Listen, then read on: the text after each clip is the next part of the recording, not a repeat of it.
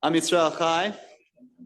Hope all are well. Thank you very much for coming today. It's been, for those of us who've been in Manchester for the last few days, fantastic, warm as always, welcome to this brilliant city. Between myself, Andrew, Jeremy, Sarah and Zach, we've been at Heaton Park, Steen Court, Menorah, Share Shamayim, Share Chaim, Bowden, Hale and Yeshurun synagogues over the last couple of days, which has been really wonderful in all those places.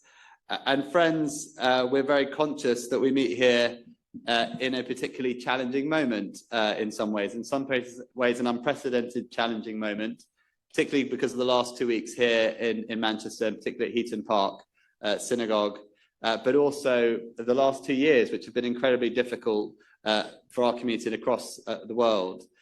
And also moments of potentially the green shoots of new opportunities, as we saw last week, the ceasefire arrangement, very tentative, and we know that there's been an exchange of fire today, but the moment that we saw with hostages coming out. And so we've got all of that really to cover in the course of our conversations today. Just a sort of few key thoughts. First of all, obviously the Heaton Park terror attack was the most fatal attack on our community since medieval times, on the British Jewish community. And so it requires a change of response. And I must say that we're all devastated. And of course, we mourn the loss of Adrian Dalby and Melvin Kravitz, and our thoughts are with their families. And we pray for the speedy recovery of all those injured. I know Yoni came out of hospital this week. We pray for the recovery of all of the people who were injured in that attack. I came up the following day, and with Jeremy and Sarah, we spent time with the community. And I've got to say, and Rabbi Walker is with us, absolute hero. It was one of the most inspiring experiences of my life, because as much as the community was reeling from that devastating attack, we came together, we held each other, we cried together, but we also prayed together. We sang together, we danced together, Rabbi, and you're an absolute inspiration. And may I say, not all heroes wear capes, some wear frock coats. Rabbi Walker, an absolute hero, I think, of all of ours, of all of Am Yisrael. I've heard those regards from all over the world, Rabbi Walker, I must say, you've shared. And of course, what we learned from that incident is it can't be business as usual. We've been engaging extensively with government from the day of that attack and onwards to say that things must change. And we've seen some movements from the government on the things that we've asked, changes around the protest, new funding for the CST, action on charity commission in response of hate preachers, action on universities. But what we really need, I think, to see is a comprehensive plan of action. And so what we've sent to you, deputies, and what we'll be discussing later today is the 18-point plan that we currently have, what we need to say to government to have a whole plan of how we defeat the evil of anti-Semitism for good, so that this terrible incident will have hopefully a legacy of challenging those difficult challenges that we as a community have had. So that's an important part of our business today. Second of all, and of course, we're going to be inspired by hearing from Rabbi Walker about everything that he's done and his experiences over these last 2 weeks. In the last week, as I said, we've had that ceasefire agreement, and whilst it's tentative, we see within it the ongoing challenges, but also some opportunities that I think are very important. We saw today the identification of the bodies of Ronen Engel and Sontaya Karsar, hostages who've been held for the last 2 years. We're conscious that there are still 16 hostages there. Our understanding is that there are still a few that should be easily accessible and should be released without fail. So we're continuing to advocate for the release of all those hostages, and we're going to be continuing to engage with the authorities in Israel and other places to understand what the cadence of our campaigning now needs to be to get those all out. We know some of them will take longer than others, but our understanding is there are at least, I'd say, about 3 or 4 who should be coming out quickly, who Hamas know where they are and they're just playing games. They shouldn't be playing those games. Crucially, this is a moment where we can see aid getting into Gaza and the rebuilding of Gaza. It's something we need to support. We also need to make sure that Hamas can play no further role. And I think what we've seen over the last week, not just from Hamas withholding the bodies, but for them executing in cold blood Palestinians in the streets, and the understanding we have today that they were Hamas was launched an attack on some Palestinians, and there's been an exchange of fire as a result of that. We see that Hamas must be disarmed. We need to see an end to that violence in the region, and that begins with that important step. It's really, really crucial that happens. But we need, friends, also to be working towards lasting peace and security for Israelis, Palestinians, and the wider Middle East. There is a need for this terrible war that we've had over the last 2 years to be the last war. And there's some work that we can do both internationally and domestically. And that's one of the things I want us to focus on increasingly.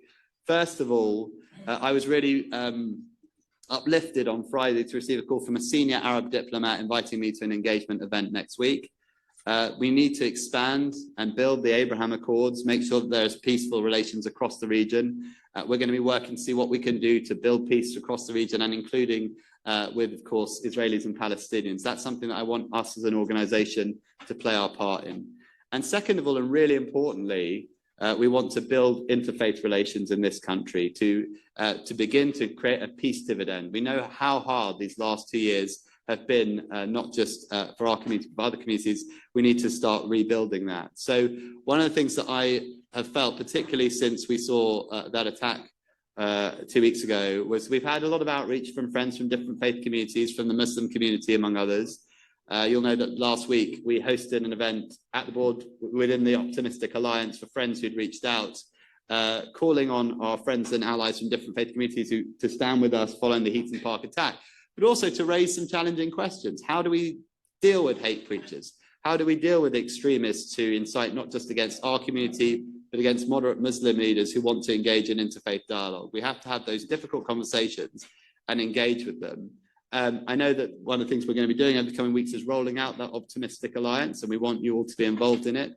I had a conversation today about a new initiative that we're going to be supporting through that around walks of faith, probably either around St. George's Day or the King's coronation anniversary next year, 23rd of April or 6th of May. Still trying to work that out, where we want different groups around the country to be engaging with walks of faith. And it's something that we're going to be talking to you about. But today, another thing we're going to be doing is, as part of that work, having a historic first. Now, it's quite difficult to come by historic firsts in an organisation that next month will be 265 years young, as we will be at the Board of Deputies. But for the first time ever, we're going to have an imam addressing us, my friend Imam Nasser Kurdi, alongside Rabbi David Lewis and Mark Schweiger, who together have built a really wonderful partnership in terms of being a rabbi and imam, visiting schools. They've got a podcast now that they do together, an inspiration, I think, that we want to see built out across the country. So, friends, that work is really important, that work of peace building internationally and here. And that work really begins right here and today. So thank you very much to all of you for coming and for being part of that. And I know we've just had the late London train arrive. Yes. So welcome to all of you. And we've got a bit of an experience of what regional deputies often have to contend with coming the other way. So it's very important that we do that. And I should say, it is important that we're here. We're not the Board of Deputies of London Jews, we're the Board of Deputies of British Jews. I've been really proud that over the last year or so, we've really sought to reach out to every part of this country. We now have 20% of our staff based here in Manchester. Brilliant, Sarah, Anna, Janine, all here today. And of course, Vice President Jeremy Michelson based here in Manchester as well. And this is something that's really important to us. It's my duty, of course, to go through some of the condolences and mazel tovs. And some very sad news I know you'll be aware of. First of all, Deputy Shmuel Yosef Davidson lost his mother, and we'll be sending out Shiva notices. The funeral's on Friday, about the Shiva details in London.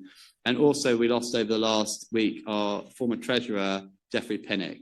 And I've asked just a couple of our deputies who knew him really well, Jerry and Andrew, just to say a couple of words of tribute. So I don't know if Jerry is available now online. Is Jerry available? If not, maybe we'll start with Andrew. Andrew, do you want to lead off with a tribute to Jeffrey? Unmuted. Oh wait, okay, Jerry's it. Jerry first, then Andrew. Yeah, thanks, Jerry. Thank you very give me for joining you from Israel. Geoffrey Pinnock, a very special and rare commodity in our community, someone who had no edge. He was what we saw, a very straight, honest guy, with no airs or graces, no feeling of privilege, always approachable. There are not many in this community who have such attributes. Elected board treasurer in 1985, under the presidency of Lionel Kopolowicz, my predecessor bar one, as father of the board, he successfully served at 2 3-year terms for which the board's finances were powerless. He worked hard to put them into a better footing and tightly controlled expenditure, but always with his trademark smile. As an HO, he played a full part in the routine of meetings, and that included representing the board at a session with Israel's then president, Asa Weizmann. He was also honoured by representing the board at the annual dinner between the board and CRIF, the French Representative Council in Paris. Other communal responsibilities he took on, including Boys Town, the Jerusalem-based charity, our very own Picor, cementing his role in Jewish education, and in running Yom HaShoah, the community's gathering for the fallen in the Holocaust. Linked directly to that was his adoption of the Holocaust Survivors Centre for those who managed to escape to the UK. He never lost interest in them, and he'd had a close association with Ajax. But his crowning jewel was the establishment with the late Stella Lucas, widow of one of his predecessors as board treasurer, the All Aboard Shops. They took on an idea as a fundraiser for the board, but soon realised it was a money spinner. He introduced proper financial controls, established staff training, and his blueprint established the basis for several other similar organisations seeking to raise funds in the same way. He was mega proud of his achievements, but in a very modest way. Nothing was too problematic. His attitude towards issues, quietly, he dealt with them efficiently and behind the scenes. And all we heard about was the rapid expansion of the concept and the very much appreciated funds that the shops contributed to the board's coffers. The one blot on the scene, which affected him and co-founder Stella Lucas, was the subsequent management decision to open some of the shops on Shabbat. This was a stage too far. Both Geoffrey and Stella resigned and handed over the all-aboard concept to others who appear to have had no qualms on trading on Shabbat. To sum up, he was one of the most decent people ever to have headed the board hierarchy, one which he was rarely criticised for. He was never irritated, and he never showed any irritation. He was a very rare quality which earned him numerous friends within the community. Without doubt, he was one of the elite in our community of chancellors. He never had an axe to grind. He was what we saw, always smiling, ever helpful, and ever positive. I shall greatly miss his cheery face and ever-present smile. May his dear soul rest in peace. Thank you. Amen.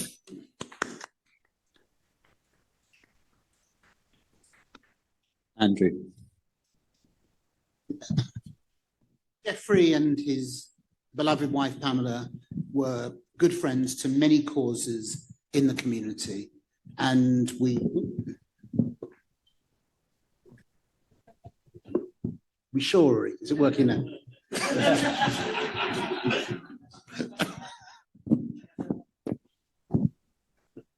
We got there? Okay. Geoffrey would have liked that. And Geoffrey, the board, when I remember coming on in 1991, was a pretty intimidating place. The board under COP and others of that time was somewhere where you probably had to behave yourself a bit better than some of you do now.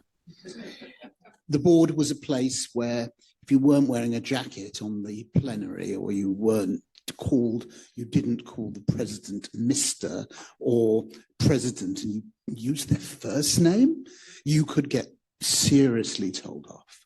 Geoffrey brought a level of humour, and he brought a level of sanity into an organisation which at times was incredibly oppressive and incredibly archaic, and probably did look like it was 200 and something years old. And I'm glad to say that Geoffrey was one of those updaters. As chair of Limud at that time, he both became a friend, supporter, and with Shmuel Feinstein, they actually gave us huge levels of support. And in other communal projects, Geoffrey was someone across the community who, when you saw his name as a benefactor, a trustee, a mentor, advisor, he was one of a small group of very special people. When he could have gotten OB for many things, and you still have to check in what actually was it for, and it was for Holocaust education. But there were so many different ways that, as Jerry said, he contributed to our community. He did it until very recently. I think as recently as 2 weeks ago, he was talking to people at the board, and Pamela, when I spoke to her, said that, he was all very quiet about his declining health, and he kept to himself. And my thoughts, with his wife, his daughters, and lovely family, and 8 grandchildren, I believe, and it was a huge family that they had there.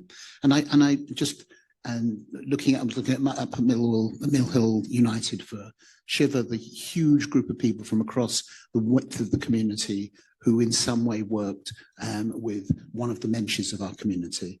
So I will look back with great fondness on working with Geoffrey on so many different things, and one of the sometimes treasurers of the board are real characters. Sometimes they're enumerate, sometimes they bring different skills to the board. And he brought wit, wisdom, and a degree of wealth, and someone very special. May his memory be for a blessing.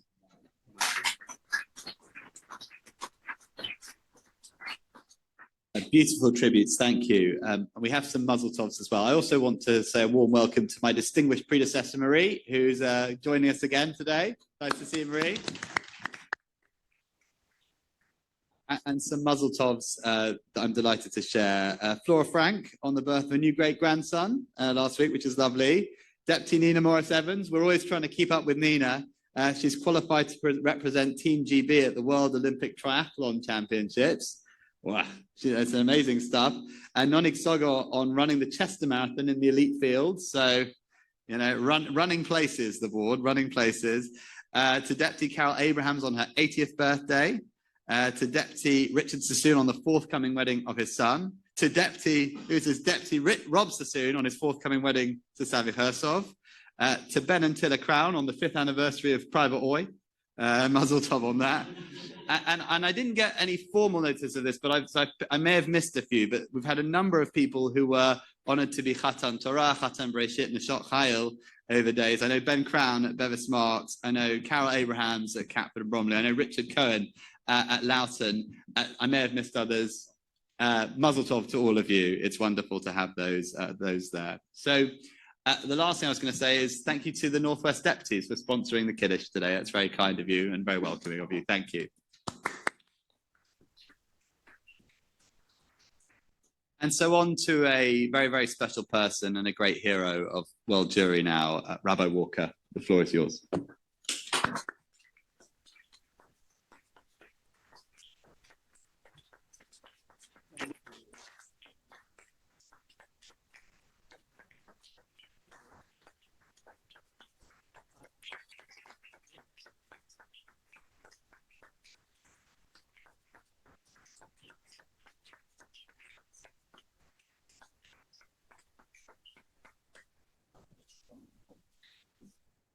I will take that on behalf of my community. Thank you. We're trying to keep my emotions in check now for a few weeks, isn't it? And things like that make it very difficult. Thank you. I would say that over these last few weeks, I've probably forgotten what my normal job like. But thank God, life continues. And this afternoon, I have the pleasurable duty of officiating a wedding. So I would never normally speak and run, and I'm very grateful for this opportunity to speak, but you'll forgive me, I do have to get to a wedding. And nothing gets in between me and being on time for a khutbah. The only thing I'm ever on time for. Unfortunately, I don't always do weddings. Unfortunately, I have to officiate a fair number of shivers as well in the regular course of my duties. And perhaps one of the things that people always wonder is that what are you supposed to do in a shiva house? And what I've come to understand is that really what people most need when they're in a state of grief, when they're in a state of pain, what they most really need is people to be there for them. I don't think you have to do anything in a shiva house. I think you just have to be there. In our collective and our communal grief, Eton Park Shul have been, indeed, all the Manchester community, all of Jewry, really. Let me try and focus on my small part of the world. Eton Park Shul have not felt alone. In the greatest darkness, people were there for us. And I will always remember the trauma, but I will always remember the kindness as well. I don't have words to properly express how much that meant to me and to all of us. So I really want to say thank you. And I'm scared to say thank you. Because if you do, you always forget somebody. But and if I have, I will at some point make a proper list of who I need to thank. But just from my heart today. And Phil, when you came on, sorry, President, am I supposed to say President? Phil is fine. Phil is fine. When you came with your dear wife, Francis, Chairman, when you came on that very, very first Friday night davening, Shabbos day davening that we did, very kindly hosted by Shalshelas, it was tremendously meaningful because it just told me and us that we weren't alone. And the fact that you cancelled your holiday to do it made it even more meaningful, but you embodied all of the people here and all of the organizations that represent, you embodied the Jewish community, and we felt the Jewish community was with us. And I remain forever, forever grateful for that. Grateful to the CST who have been next to me and us every step of the way since then. The Nikki, the Saskim, various shuls, shrubbery shul. I can't detail them because they are too many. But together, everybody made sure that we weren't alone. Everybody made sure that we felt supported, that we felt loved, that we felt part of something bigger and greater than ourselves. And again, I'm sorry to repeat myself.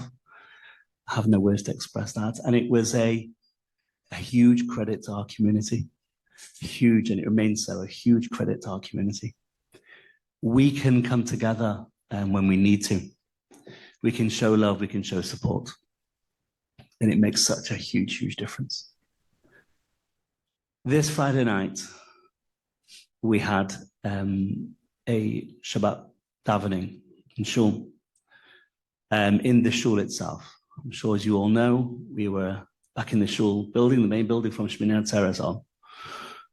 Friday night, we had a davening, and two of my colleagues, Rabbi Eisenberg of the Shrubbery Shul, Rabbi Lent from the Young Lubavitch Shul here in Manchester, they were true friends. I couldn't have organized anything. My well was empty by the end of last week.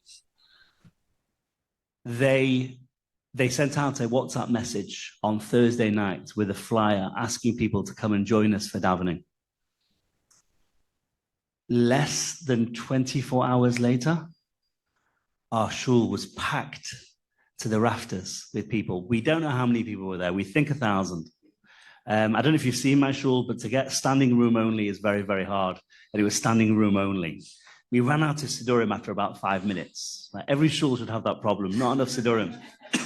We were dragging blue singers out from store cupboards we forgot we ever had.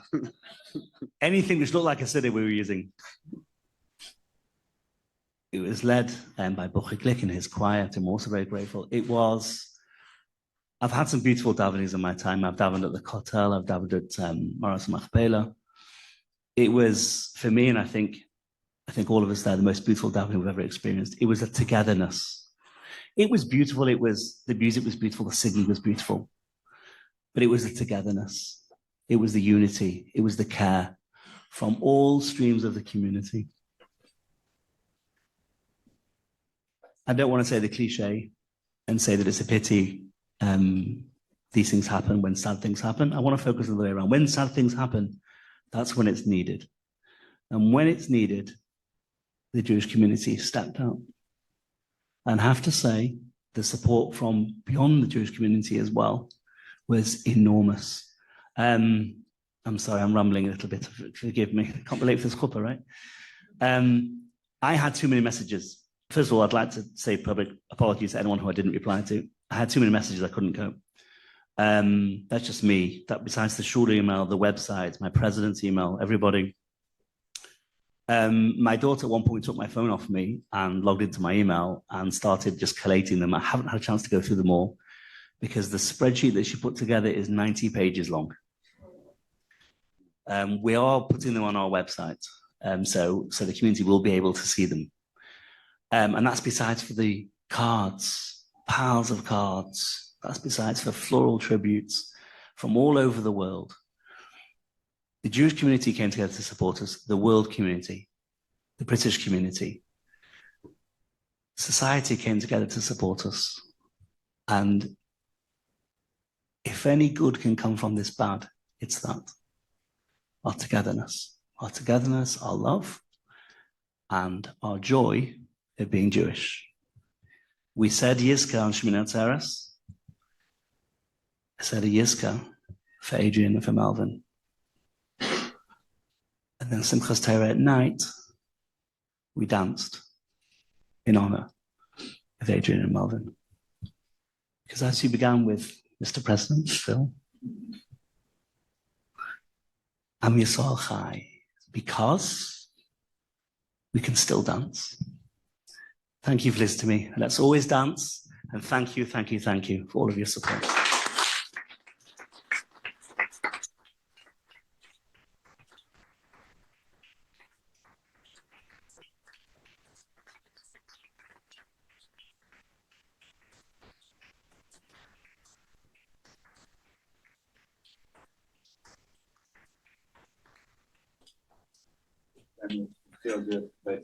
Yeah. Rabbi Walker, I'd just like to, on behalf of everybody,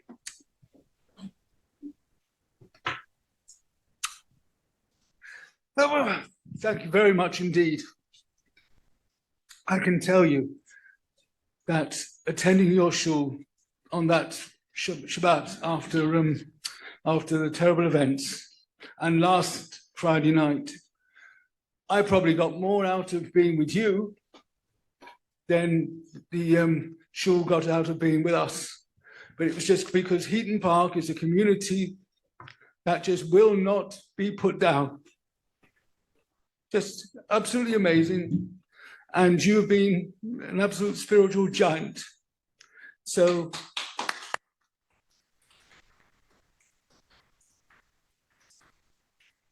now you can go forward to something happier in your wedding in Liverpool. And please God, it should only be simchas that you look after. Thank you very much.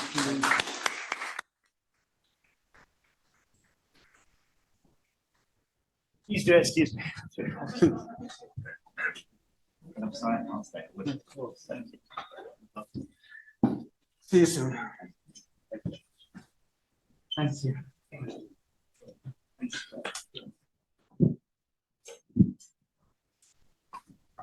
Oh, what a wonderful and inspirational start to our meeting. It's good to see so many of you here today and so many more people online as well. I'd just like to remind you of a few housekeeping rules before we proceed with the rest of the agenda. And we're not expecting any fire alarm today, so if there is one, we'll have to take notice of it. Toilets, as you probably know, are just outside this door. I remind everybody to be polite and no slander. The meeting won't be live streamed, but it will be recorded and it will be available on Monday. And we do have members of the press on call. And if deputies who are on Zoom, please remember to identify yourselves on Zoom, so we don't want iPad 3. And I'd just like to remind everybody that we do want people who are here and want to speak for the first time. Please do that. I want to encourage that. And for those online, again, please remember to adhere to the accessibility guidelines included in the information pack. And that means to speak clearly with the camera on and don't have your hand in front of your mouth and don't mumble. I'm sure nobody would really be doing any of those things. And I'd now like to turn to the next item, where we have an address on a very, very important issue of multi-faith cooperation. Phil, would you like to? Thank you very much. I'm just going to ask my honorary officers to move aside just to create space for Imam Kurdi, Barry Lewis and Mark Schweiger to come up and join us with a banner as well, I believe. I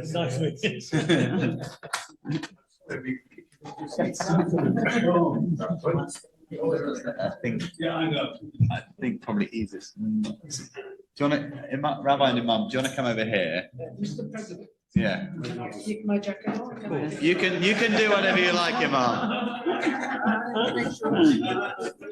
Come join us over here. Actually, lay on the wall, so. How do you want me to let you know? You just. Where are we? Just give you. You two sit over here. Right, okay, fine. Oh, right. Yeah. Actually, yes. Would you two mind moving? Them in the room.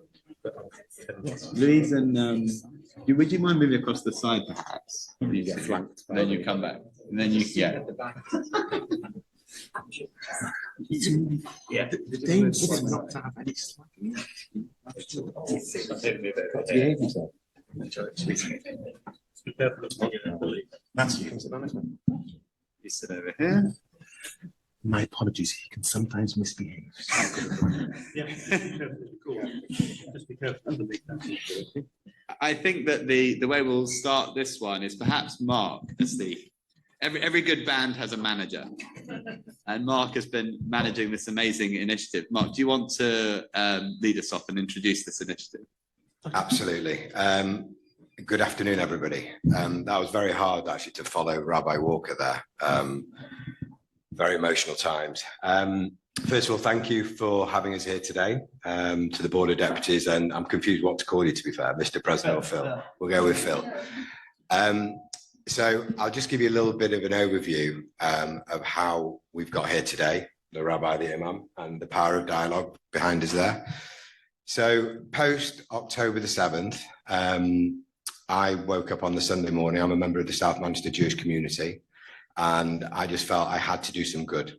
I had no idea what that looked like. I just knew I was about to start my journey. And basically, I reached out to Rabbi David Lewis, who's my rabbi, Bowden Shul.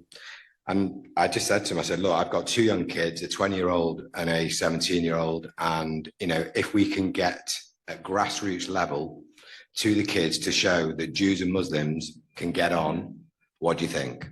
So we had a conversation, and thankfully, Rabbi Lewis had a pre-existing relationship with Imam Nasser Kurdi, and we went and had a conversation.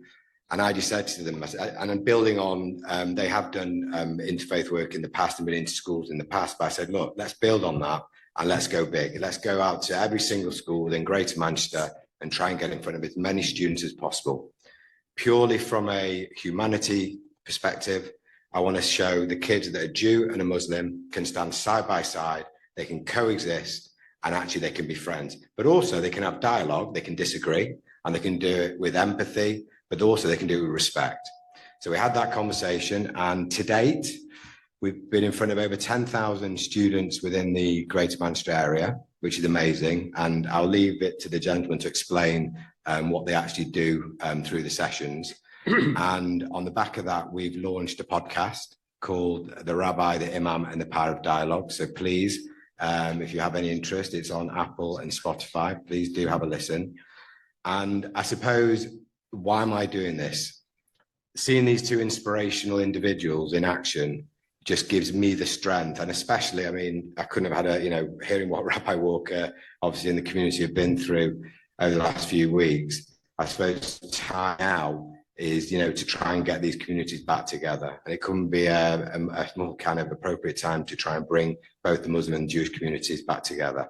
So without further ado, I'm going to hand over to these gentlemen. The two of us. The two of you. Yeah, the odd couple. I've taken permission from David to just address you before we start our team sort of work. It's just because I recognize, as you said, this is the first time you've had an imam on this setting, and obviously people on the outside are going to view it in various different ways. So if you allow me to just make an introduction. So I had 5 points here. The first one is Mary van der Ziel.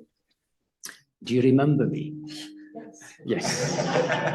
Yes. That's why she sat at the back. I know. Yeah. Mary reached out to me 7 years ago, 8 years ago, after I was stabbed at my local mosque. And I think you came up to Manchester and we went out for a meal together, and that was really very touching. So I just wanted to mention that you were there for me. Thank you. Thank you. The second thing I wanted to tell you is that I've pitched my tent in no man's land. So you need to be aware of that. No man's land means I'm neither here nor there. And it reminds me of obviously that football, game that took place on no man's land over 110 years ago. There is that love that can occur on no man's land, but after the game was over, fighting resumed. And if you're on no man's land, you're actually nearer to both sides hitting you. And I think this is something that you need to be aware of. So I'm comfortable being in no man's land, and I'm comfortable saying that that's where I am. But I'm saying it to you because of the context of this meeting. You need to appreciate where I am. The third thing that I want to tell you is that I don't look at Jews as race. I look at Jews as faith. And whenever I look at a Jewish person, I don't look at them in a racial aspect. I look at them in a faith aspect. And the reason I say that is I look at the best of people. I always admire the best of people. And I know that your faith is close to my faith. And in that sense, I tend to see you as a people of a different standard. I know some of my friends criticize me for doing that because they say, don't put us at a different standard, But I said, no, that's how I look at it. Not in a negative way, on the contrary, in a positive way. So that is something you need to be aware of. And the last thing is, I've told you about my position. I've told you about where I'm coming from. So in essence, I'm putting my position in trust with you. And by doing that, I'm really hoping that whenever you talk, make decisions, think, you have my position in mind, and I'm sure you will. So that's my introduction. I've taken away the limelight from Rabbi David. He's not going to know what to say now after me, but there you go. You can now start. Up to you, David. Is that now down to me? It's down to you, Raya. Go for it. Good afternoon, everyone. First of all, it really is a delight to be here. And Rabbi Walker is a dear friend of mine, so actually having the privilege, being too far away and actually hosting your current president in South Manchester, we couldn't be here in Heaton Park for Shabbos, but being able to see the love that my colleagues have given him and the support that is received from the board and from everyone, and from Manchester as a whole, but also Manchester showing the entire country of what it means to get together, it really has been very special. But as Mark pointed out, Nasser and our friendship goes back over a decade. And that's actually something which is very critical to the work that we do, because you can't make friends or allies during a war. You've got to make your friends, you've got to make your allies, you've got to hold out the olive branch in good times, whilst it's easier, while there are calmer heads around. And then you hope and pray. You've laid the groundwork so that when, as inevitably as we found out, this has not been the first war that Nasser and I have been through together. It's not been the first time when tensions have flared, blood has been spilt in Israel, in the West Bank, in Gaza, and we've had to evaluate where we're at. But it's only because it's during the good times that we've been able to work on it, that when Mark comes along and says, Rabbi, what do we do? I said, well, there's actually something already there.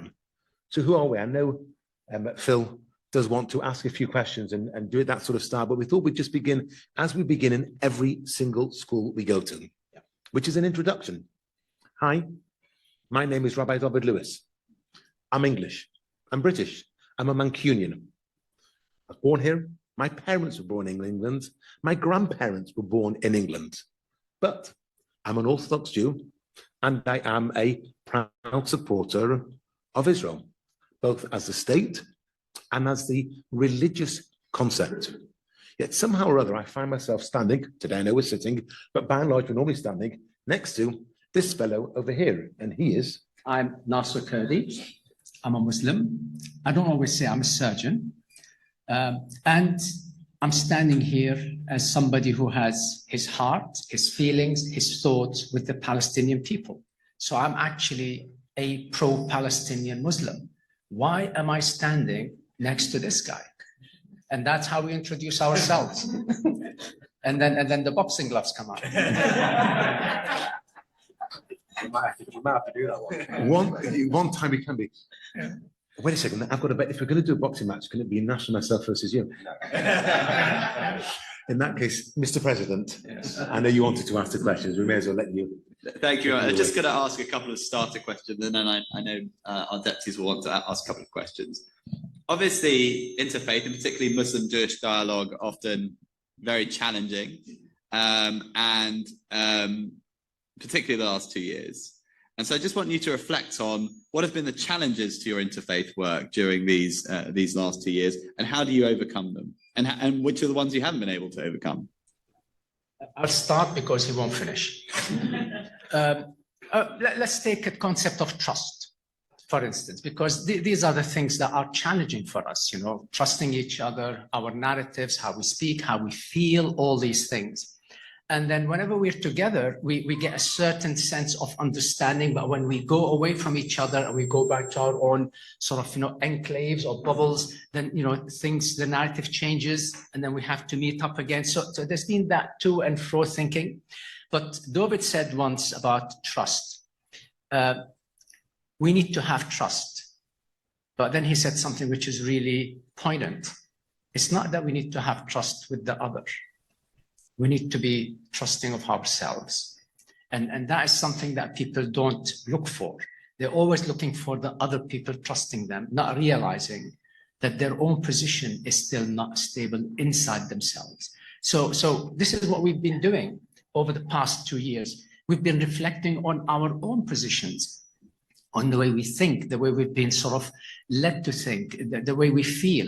You know, again, I mean, you said something again, very point, which is, if something offends you, your first question is, why did you offend me? Now, that's not your first question. You think to yourself, why was I offended? What was it about what was said to me that actually made me feel offended? And then you reflect, was that a rational thing?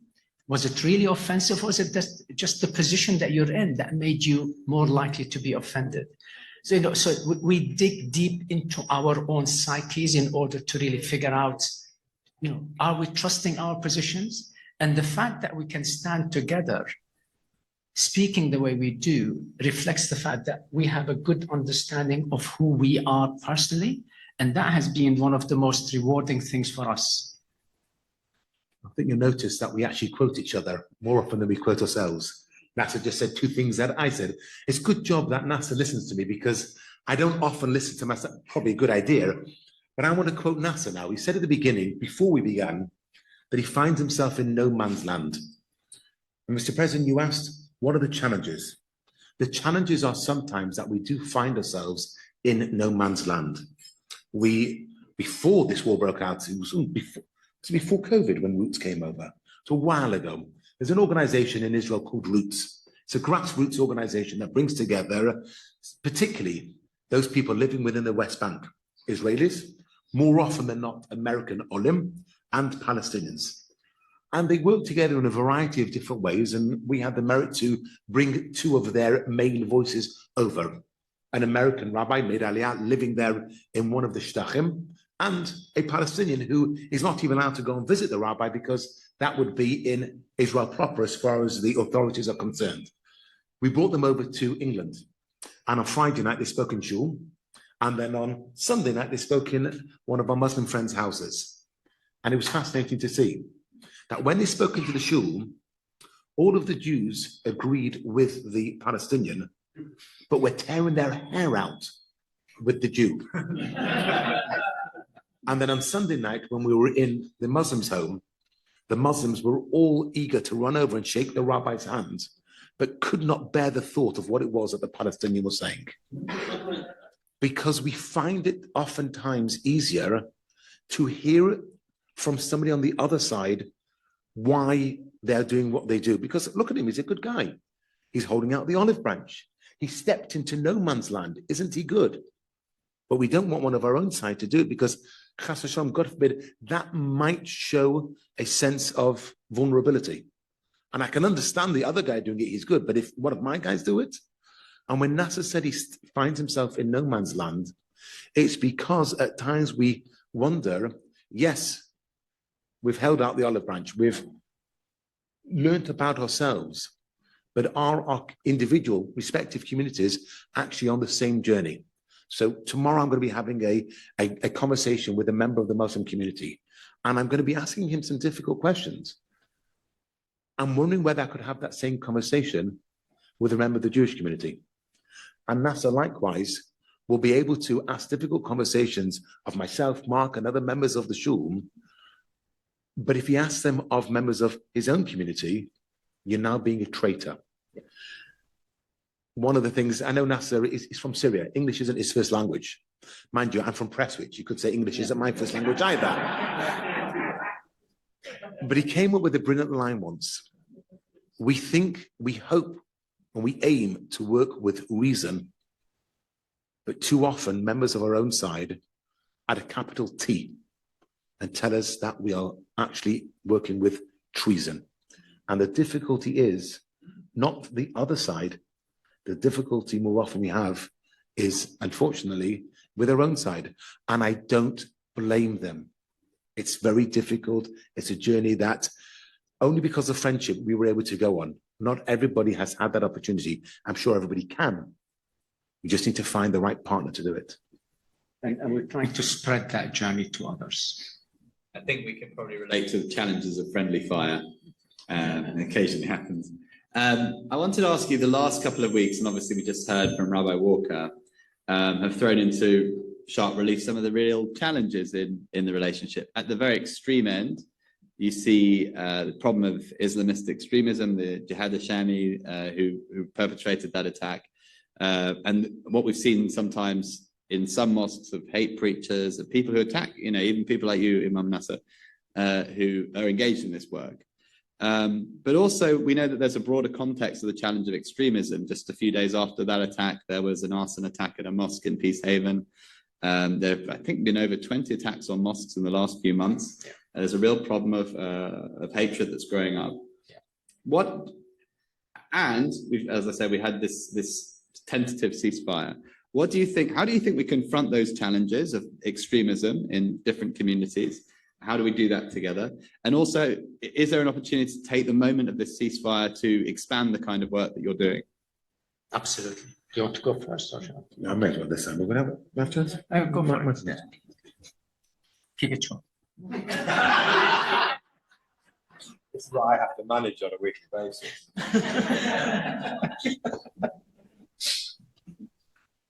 There was an article in the Times today. Matthew Syed, I believe, wrote it. There was a number of articles about what's been proposed in Birmingham with Aston Villa. And one of the columnists had gone along and spoken with the Islamic preacher who had spoken about how we treat Jews, Israelis versus others. And it was part of his speech that then generated the whole concept of banning the Jewish and Israeli fans from coming onto the game. And at one point he said, I don't know what Jews are worried about. It's not as if there have been any attacks on synagogues here in Britain. The reporter said to him, there was one just 2 weeks ago in a synagogue on the holiest day in which 2 Jews were killed.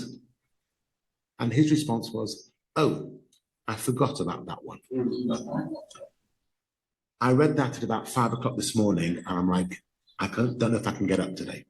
I did. I wasn't going to let it knock me down. And the reason why it really hurt me, you know, people can say stupid things, that's fine. But you asked about the last 2 weeks, where we go from here. Sometimes we've got to recognize the fact that there are problems in the world, and we've got to call them out. And I go back to what NASA said at the beginning about trust. The trust that I have in him and he has in me is he knows that when I see a problem and I speak to him about it, it's not because I want to score points. One thing that we will never say, at the beginning, I said, I'm pro-Israel, NASA said is pro-Palestine. We've never once said that I am anti-Palestine or he is anti-Israel. We try to support the other. And yes, we have an affinity to one over the other. But we have to make sure that we are clear with what's right and what's wrong. And what really upset me this morning was that, oh, I forgot about that one. As has been mentioned, this was the worst attack against Jews since the Middle Ages. This is, in fact, the first time since Oliver Cromwell let us back in that a Jew has been killed for his or her faith. Yes, Jews have been caught up in terrorist attacks before, but this was targeted by an Islamist terrorist at a synagogue against Jews. And it has to be called out for what it is. And if you're going to be working together with somebody else, you have to have faith in the other person that when they turn around and say to you, NASA, I'm not asking you to explain what jihadi did. You don't need to explain or take responsibility for what the preacher in Birmingham said. But I want you to understand my feelings. Yeah. Just like Nas will ask me to explain his feelings, explain why it is that Smotrich might say this. I don't need to take responsibility, but I do need to recognize his pain. And that's the difficulty that we sometimes have, that ability to be able to say what's right and what's wrong without saying, oh, it's a minority. This was what was said in this country today and reported in our press. No, I mean, that is awful. Okay, in answering your question from my perspective, and this is what you're going to get, and this is the beauty of having the two of us together. You're going to get a different perspective, not an opposing perspective, but a different perspective. The way I see it from my standpoint is Jews and Muslims have allowed for a gap.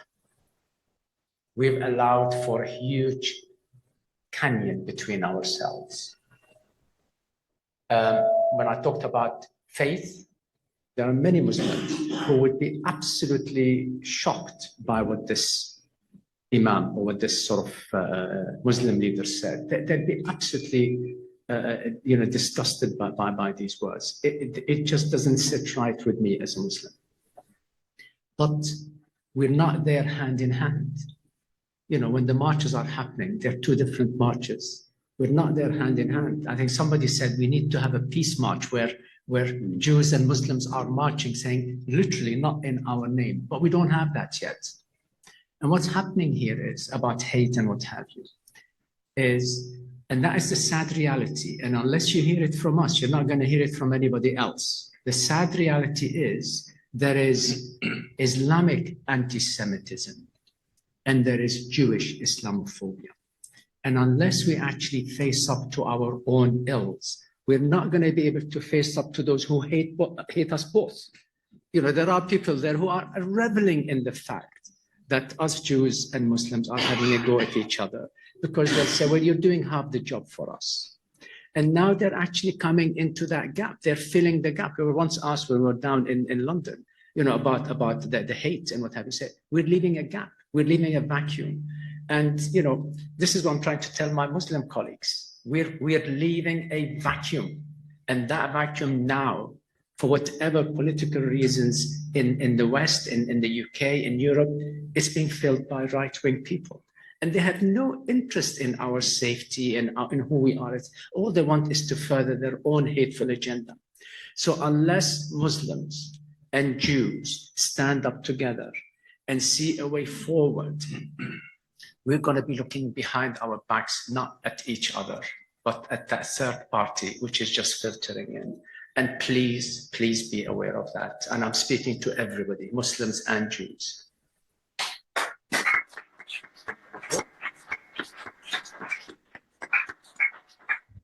I'm a better speaker than Dobit, don't worry about that. I accept that humbly. We have to explain something. Nasser is a surgeon, so he has the privilege of putting his patients to sleep before he starts work.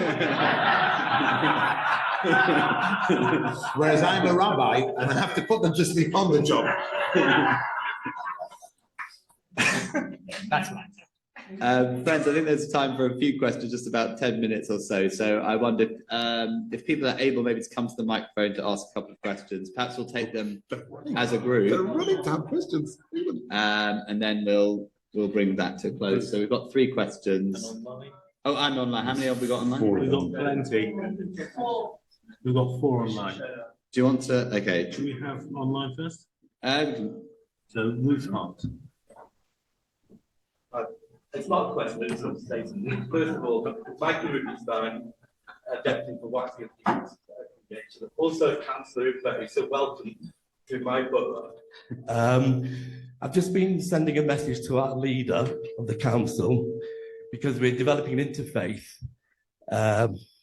programme, some work, and I've just been telling him that I intend to be in touch with the 2 of you. I don't have your cards, your addresses, but I'm sure Phil or the board can give me the details to see how we can work with you, if that works well with the 2 of you. Great. If you reach out to their PA, I'll be happy to have a conversation. And I have to give my apologies now, because I have to go to a council meeting, so I'm not walking out, so I'm leaving. Thank you very much. No problem, thank you. Michael Grenfell, representing New London Synagogue. First of all, what a wonderful initiative, and huge respect to both of you for standing in no man's land, and to the Imam particularly for coming to this forum. Huge gratitude. I wonder whether I could ask Imam Nasser a question. Forgive me, it's a political question. The rabbi said he is pro-Israel and you have said you're pro-Palestinian. And I'm sure a lot of us will want to know exactly what that means in your case. Does it mean you support Palestinian national aspirations for an independent state alongside the state of Israel or instead of the state of Israel? So that's my main question. And I suppose if I may be permitted as supplementary, what do you suppose the answer would be for the majority of British Muslims? Yeah, no, absolutely, and thank you. I think this is the real question, isn't it? I've always said the word exclusive is abhorrent. So anything exclusive of Israelis and Jews is abhorrent. Anything that is exclusive of Arabs and Palestinians is abhorrent. So anybody who wants to put up a banner saying, you know, we want pre-1948 Palestine, it's first of all, it is unrealistic. Let's be frank about it. I think sometimes you reach a decision because that is really what's in front of you, and we have to be realistic. I can't see us going before 1948, and I think any aspirations to actually declare that is counterproductive. And if I may use the word, it's silly and stupid. And it doesn't actually fit what the Palestinians themselves want. If you actually ask a Palestinian on the ground over there, they will say 1948, fine. You know, I mean, at least 1948. So for anybody to hold the banner and saying, we want everybody out, we don't want any Jews in that land, is just abhorrent. And it doesn't sit with me well, and it doesn't sit with the majority of Muslims well. Now, your question is, what about the rest of the Muslims? This is the sad reality of media, of social media, of information, etc. If you feed the wrong information to people and influence their thinking, that's what you're going to get. And I think what we're doing, me and Dobit, is trying to address that. Everybody that we sit with, no, it is we need to be together. Now, on what grounds? 2 states, 1 state, etc. I'm not clever enough to actually give you an opinion, but I will give you the opinion of Rabbi Hanan, who visited us from the group roots. His vision is a confederate, which means that Palestinians will actually have official control over the Palestinian territories. but anybody and everybody is allowed to live there. Israel has its own control over the Israeli territories, but anybody and everybody has the right to live there, but they don't have the right to vote. And that means that the issue of that majority Jewish, or, because that's been the main thing, is if there's not majority Jewish, you lose the identity. So he said you can achieve that by allowing the Jews to vote on what is now known as Israel, 1948, but the Palestinians don't vote on that. So they can live together, they can work together as a confederacy. So that is one possibility. For two-state to happen, the settlers on the West Bank need to agree to that, and they need to agree about their future. And there's about 700,000 Jews living there. That would be a very, very impossible nut to crack, and I can't see it. So we need to come up with some clever politics, clever sort of geopolitical. Which is not what we do. Which is not what we do. We actually set the table for people to sit and talk in honesty and in respect and in empathy. That's what we do, and we're hoping that politicians can then come up with the right solutions that will give these people their safety. And Are you basically saying that we need to provide humanity so that the politicians can do their job? That is impossible. But yes, that is what it is. We need a different way of thinking, and therefore extremism on both sides need to be really called for what they are. And that is, we can't start without doing that. Yeah. Okay. We just ask some questions about it. No political questions. We're very. We've done with the political. We're very clear that we don't go down that. You don't have to listen to David. Ask me the questions. He's always around to ask him questions. So go for it. Yeah. I know we've got loads of questions online, but we've only got time for two more. So Zach and Josh. Hi, my name's Zach. I wanted to ask you, you're both really inspirational. I've really loved hearing you. You're also both leaders of your communities, and you're in a kind of position of being able to reflect and being able to come together. What would you say to those of us who aren't religious leaders? How can we speak to people in other communities, and what advice would you give us? Well, Zach, first of all, I would say, don't run off, Zach, stand there. You're a leader. We get asked, why are we going along to speak to all of these children? I've got a full-time job. Nasser is an NHS surgeon, so he's got a part-time job.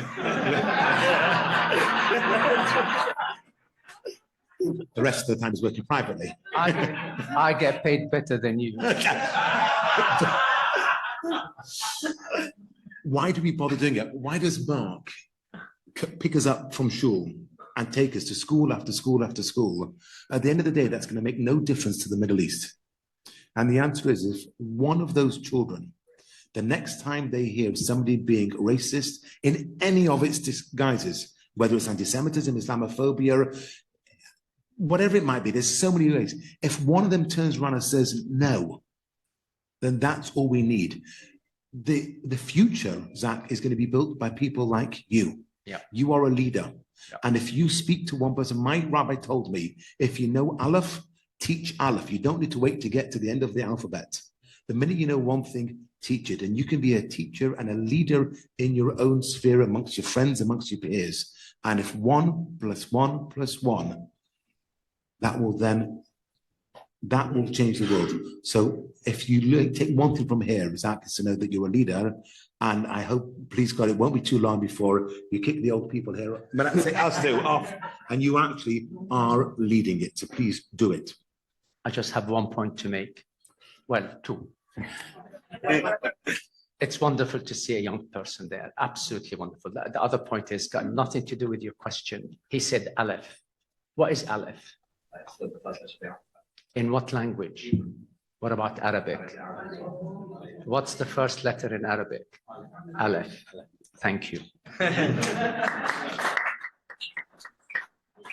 Hi, Josh Aronson, Zionist Federation UK, but I also have the privilege of being Rabbi Lewis's cousin by marriage. The privilege is all. My question is, as most of you know, I live opposite Heaton Park Synagogue. I was evacuated from my house for 3 days, and I thank most of the board that turned over to me to ask for my support. But I was interviewed by countless media, and one thing I said there is that in those media is that we need dialogue to understand each other's faith, not only the Jewish people, non-Jewish to understand Jewish faith, but also the Jewish to understand non-Jewish faith. My question is, how do we do that to get the Jewish people to also understand non-Jewish faith? I'm assuming that's a question for the Jew on the board. For both. For both of you. Do you want to go first? And then I'll Yes. finish off. Yes. What a wonderful question. And then I'm going to quote a rabbi that I know by the name of David Lewis. Yeah. I keep on saying David. It's fine, it's all right. But it is biblical anyway. David says, you have to have a curiosity about the other. That's how relationship starts. And curiosity means you want to know about them. But you want to know about them to actually understand them and get that humanity flowing between the two of you. So we need to develop a curiosity. In your sort of environment, you've always been protective because of the history of thousands of years of anti-Semitism and persecution. So it's not unrealistic to realize that your first point of thinking is me, I need to be protective. Opening up is a difficult thing. It's really a difficult thing. I've been opened up at the back of my neck, and that allowed me to open up because I couldn't see any way back from that. But having opened up, I've never regretted it. And all I say is there is strength in vulnerability. Please believe that. If you feel there is vulnerability in vulnerability, you're only seeing half the coin. There is strength in vulnerability, but you need to be strong you need to be trusting yourself that by allowing yourself to be vulnerable, you're not going to be on the back foot.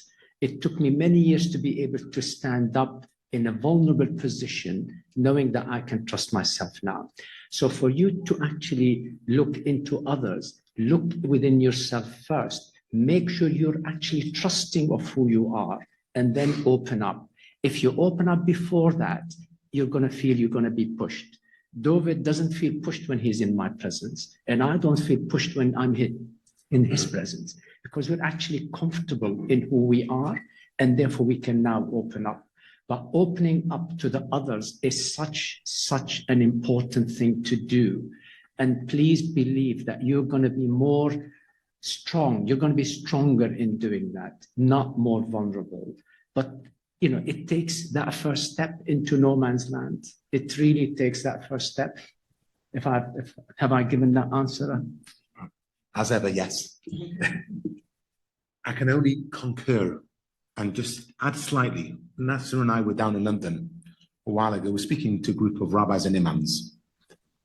Most of them more senior than the two of us combined. And the one thing that we said there was that every time we speak to each other, we learn more about our own faith.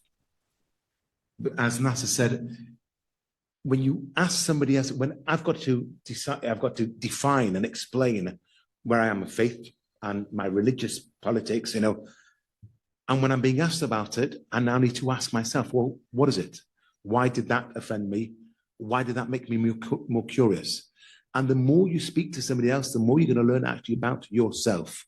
However, quote the Chief Rabbi, the late Chief Rabbi Lord Jonathan Sachs, when he spoke about interfaith work. He said it starts off with side by side, not necessarily face to face. We've hosted 7 iftars in the synagogue. I've not fasted once in Ramadan because that's not my job. My job was to put on a meal for the Muslim community. I wanted to be curious about them. They came along and davened. We davened Ma'ariv. What did they pray? What was the evening prayer that the Muslims did? Maghrib. It's exactly the same thing. Yet when we did it, we had the Muslims in one end of the hall and the Jews in the other end of the hall, all praying. We were both facing east. But I still davened Ma'ariv from a siddur to Hashem, and the Muslims prayed Maghrib from didn't have a prayer book, to Allah. We both kept honest to what we were. Yeah. And if you want to learn about others, you're going to know who you are, and then you will learn about others. Yeah. We did an iftar in Manchester Grammar School, Man High, and the lady that organized it said, wow, I thought history was going to be made tonight by having an iftar in the school. But then at the end of it, I was the only Jew in the room. At the end of it, when they went to pray, I stood in the corner, further along the wall, and I davened Mariv. And she said, that I never thought we would see. It was all right, everybody coming together to celebrate, but each one maintained and understood and cherished their view and respected the other. So Josh, yes, you must learn about others. We've got to be strong in knowing who we are. Yeah. I've never asked NASA to put, as a Chabadnik, then not once have I asked NASA to please put on tefillin. That's not his job. No, but he's supposed to bring it. What? Yeah. What are you talking about? See what I mean? But we will speak about those things that interest the two of us, whilst understanding he's a Muslim, I'm a Jew, but both of us are men of faith, and we share a faith in each other. We share a faith in Hashem, but I think just as importantly, we share a faith in humanity. And as King Solomon said, Gamza Navra, this too will pass. We will come to a stage whereby NASA won't be in no man's land, where we won't be the odd couple. We won't be brought out to speak because it will be normal. This is what everybody, please God, will do. There will be peace for everyone living out in the Middle East. There will be normal relationships. Mothers will be able to bring children into the world and not worry that they're going to have to don a uniform. They'll be able to know that they can send their kids to school without worrying about it. Parents in the West Bank will know that their children have a future as well. It starts with small, but it starts with an understanding of who we are and who the other person is as well. Do you want to mention the binding of things? No. Friends, I know we could carry on all day. I feel just so inspired, and I know everyone else does. I'm going to ask Mark if you want to make any closing comments. I just have one request, actually. We are on a recruitment drive, so we would love to expand the initiative to other cities in the UK. So if anybody in this room or online listening knows of rabbis that have pre-existing relationships with any imams, please do get in touch, because it is something that I absolutely want to deliver around the UK. Yeah. And thank you. Thank you for your invitation, and really appreciate it. I'll just say a very brief word of thanks to all of you, and then I think you're gonna get a rip-roaring round of applause. First of all, Imam Kurdi, it's historic that you're addressing us today. You're the first, you won't be the last. Thank you. This is really important work that we have to take forward. We honour, you see the heart emojis coming up over here. We honour your friendship, your bravery, and thank you for everything that you're doing. We need to clone you. We need to clone Rabbi Lewis. We're working on it, Mark. Yeah. And we're going to need to get out into the country. Rabbi Lewis, I've had the wonderful pleasure of spending Shabbat with you in Nachi. 5-star review on TripAdvisor will be coming. I haven't got the bill yet, mind you, so we'll see. But you are an inspiration. Thank you for leading this work and for doing everything that you do. And Mark, the band, no great band without a great band manager. And it's wonderful to have Tommy, your father, with. Well, Lord Nachas, eh? Amazing. Yeah, rightly so. So to all of them, the rabbi, the imam, thank you very much. You're very, very welcome. Right. Thank you very much. We're ready to resume our meeting now. I mean, you'll realise from the first part of our meeting that we unusually had two significant presentations, which we thought were very important to have in the current circumstances. And it means we will have to reduce some of the time on some of the items going ahead now, so that we finish more or less on time. But first, I'll ask you to approve the minutes of the meeting of the 7th of September. Is that agreed? Agreed. Thank you. We move now to looking ahead, looking now at what we should actually be doing. And we move now to the item on the open forum, which is presented to you is a plan or an idea of what we should be doing now in relation to addressing the very big challenges in front of us. And I'd like now to hand over to Honorary Vice President Andrew Gilbert, who will take this item. Andrew. Yeah, thanks. I don't want to spend time on this because I want to hear from you. There are three things in the plan that we sent out to you that we are now responding to. One of those is an area around how we work really probably with the Home Office, but also with the police and CPS and other agencies. And that's led often by CPS, and that's around the areas of security, extremism, and all the things the Home Office is with. There are then the issues in the wider issues around anti-Semitism in the workplace, cohesion, the work we do with the Communities Ministry, MHCLG. And then there's the work we're doing when we're talking about anti-Semitism in health, when we're with the DHSC and the NHS, the work we do with anti-Semitism in the workplace with Department of Business and Trade. And we've got a series of other things you can see where we're looking at the wider things that came out of the Commission. And really, I just want to say, that's the plan in front of you. That's what I want to hear your views on. This is something we sat with CST, with the JLC, with UJS over. This is an opportunity for you to turn around, and I'm not saying give your ultimate approval. I don't think we're going to vote on it in that way, but what we want to hear is your views, your additional points and things you think either we've missed out or got slightly different. That's what I want to hear, and that will help us all. Thank you. Right, thank you, Andrew. Right, if anybody would like to speak on this item, would you like to come to the side here? And I'm going to take alternating people who are here and people online who want to speak as well. Okay, first speaker. And I remind everyone, please, to say which constituency they're representing. Right, thank you. Gordon Glow, Merseyside Jewish Representative Council Deputy.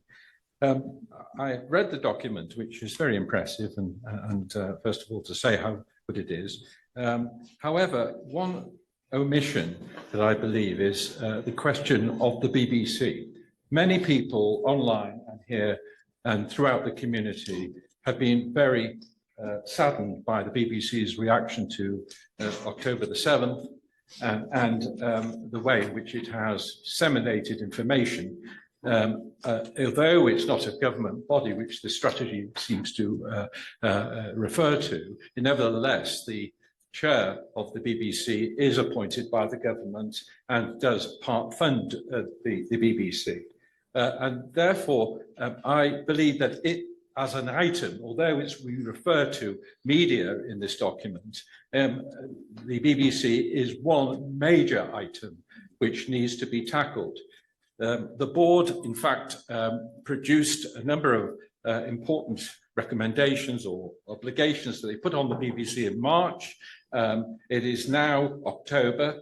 How is the board now satisfied that those have in any way been met, bearing in mind the code of conduct which was breached by the BBC and only commented by Ofcom in the last couple of days, and also, of course, the Bob Villan issue that came up at Glastonbury?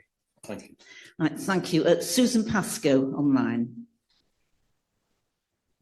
Thank you very much. Yes, the document is excellent. It's wonderful to see different organisations working together, but I think it needs to go much further to include a person or organisation to actually enforce this strategy on anti-Semitism. So, for example, Lord Mann, who's the government advisor on anti-Semitism, can he given powers in relation to its implementation? And or looking at specific bodies for universities, the Office for Students, can there be a designated person with responsibility? With schools, someone in Ofsted. With the police, a designated person with specific powers. We need action, rather not just words, as we know, and tangible outcomes, because nothing less than practical and enforceable action is going to help the community. And thank you for all your work on this. Next speaker. Hayden Cohen, Harrogate Hebrew Congregation. I'm pleased to see that there's consistency mentioned within the document.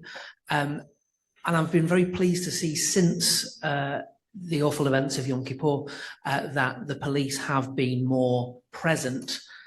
How are we going to ensure that they don't just get bored and they don't go, oh, well, you're not a risk anymore? Because I think the majority of the British Jewish community felt that what happened at Heaton Park was inevitable. And I think we feel it's inevitable to happen again. I am not convinced the police share that concern. but I might be wrong. I just want to know what's being thought about that. Thanks. Thank you. Lawrence Davidson online. Right, hi everybody. Never spoken before. I've seen a number of videos that show various radical Muslim imams encouraging their congregants to attack Jews. As this is now in the public arena, because anybody can see it, what steps are the board taking to tackle this problem before it gets out of hand? The internet is a fantastic tool, but also it can spread Lashon Hara, etc., whatever you want to call it, very quickly, and it's a worry. That's what I feel. Right, thank you. Thank you. Next speaker, please. Malcolm Taylor from the Leeds Jewish Representative Council. The one thing that struck me when I read through the document was that there seemed to be no order of priority at the moment. Now, that may be deliberate, I accept, but I think when people go in to negotiate, there needs to be a clear view of what is negotiable and what is absolutely damning and has to be done. Thank you. Ruth Hart, online. Thank you. Yeah, Ruth Hart, Bournemouth Reformed Synagogue. Yeah, Andrew, it was a good document. I think those absolutely should be our priorities. But what is it that the board is doing or can do further to working with the Home Office to get the Muslim Brotherhood proscribed? Thank you. Next speaker. Weinberg, Jewish Action for Mental Health. Not what I mean to say, but I sit on the Greater Manchester Hate Crime Working Group, working with the police, and they take it very seriously at high level. If that gets to grassroots, that's the more difficult thing. Just that point came up. In terms of the content of the document, thank you, and it all sounds reasonable, but I did notice you mentioned health, which isn't in the document, and specifically mental health. Obviously, I'm a trustee of Jewish Action for Mental Health. We've been addressing that. We've so far, since the attack, reached over 200 members of the community with various workshops, drop-ins, home visits, those most effective. And we've run parent workshops, there's a parent guidance booklet. We've got over 30 trauma-informed counselling therapists. They've been trained since the October the 7th attack. That's part of our mass trauma protocol, which we believe is the only one in the UK full stop, not just for the Jewish community, but for any community. So that enables us to go out and reach a large community following a trauma event. And they've just had further training this morning. Our partnerships are included with Trauma Aid UK, UJIA, Sderot Resilience Hub from Israel, and also Natal, who are another trauma and resilience centre in Israel, who UJIA brought over. We're continuing with stabilisation work. Have a bit more time, please. I'm sorry, we've got a lot of people. Well, I'm trying to say we're literally leading on the mental health response. What we need as soon as possible is commitment from statutory agencies, government, NHS. If the board can help us with that, that's where we'd very much appreciate you coming in. Happy to discuss that further. Thank you. You got it in. Thank you. Jean-Vier Palmer, online.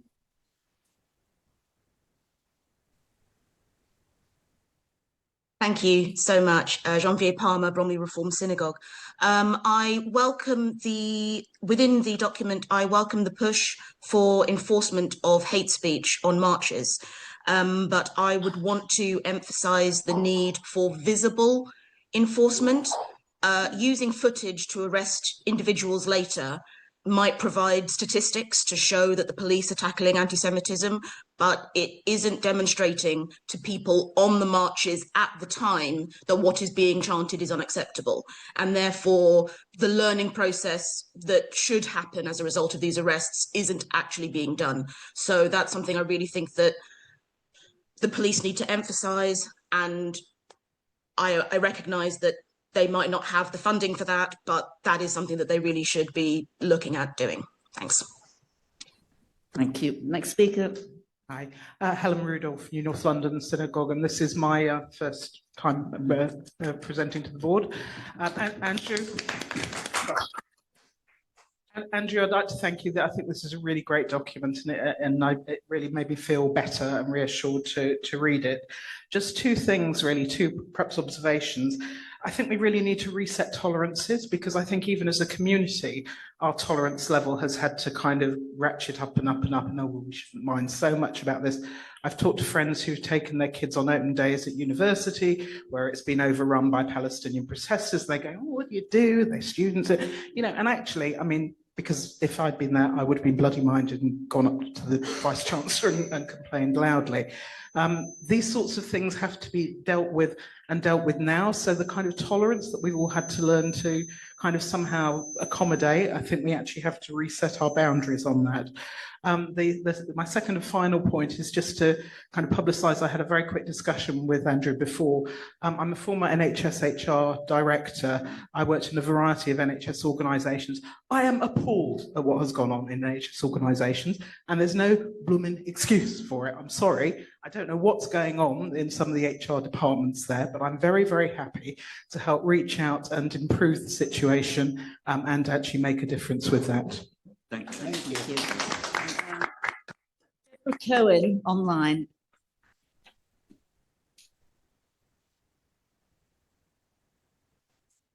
Deborah Cohen. Oh, sorry. Hello. Sorry, I'm Deborah Cohen, Belsize Square Synagogue.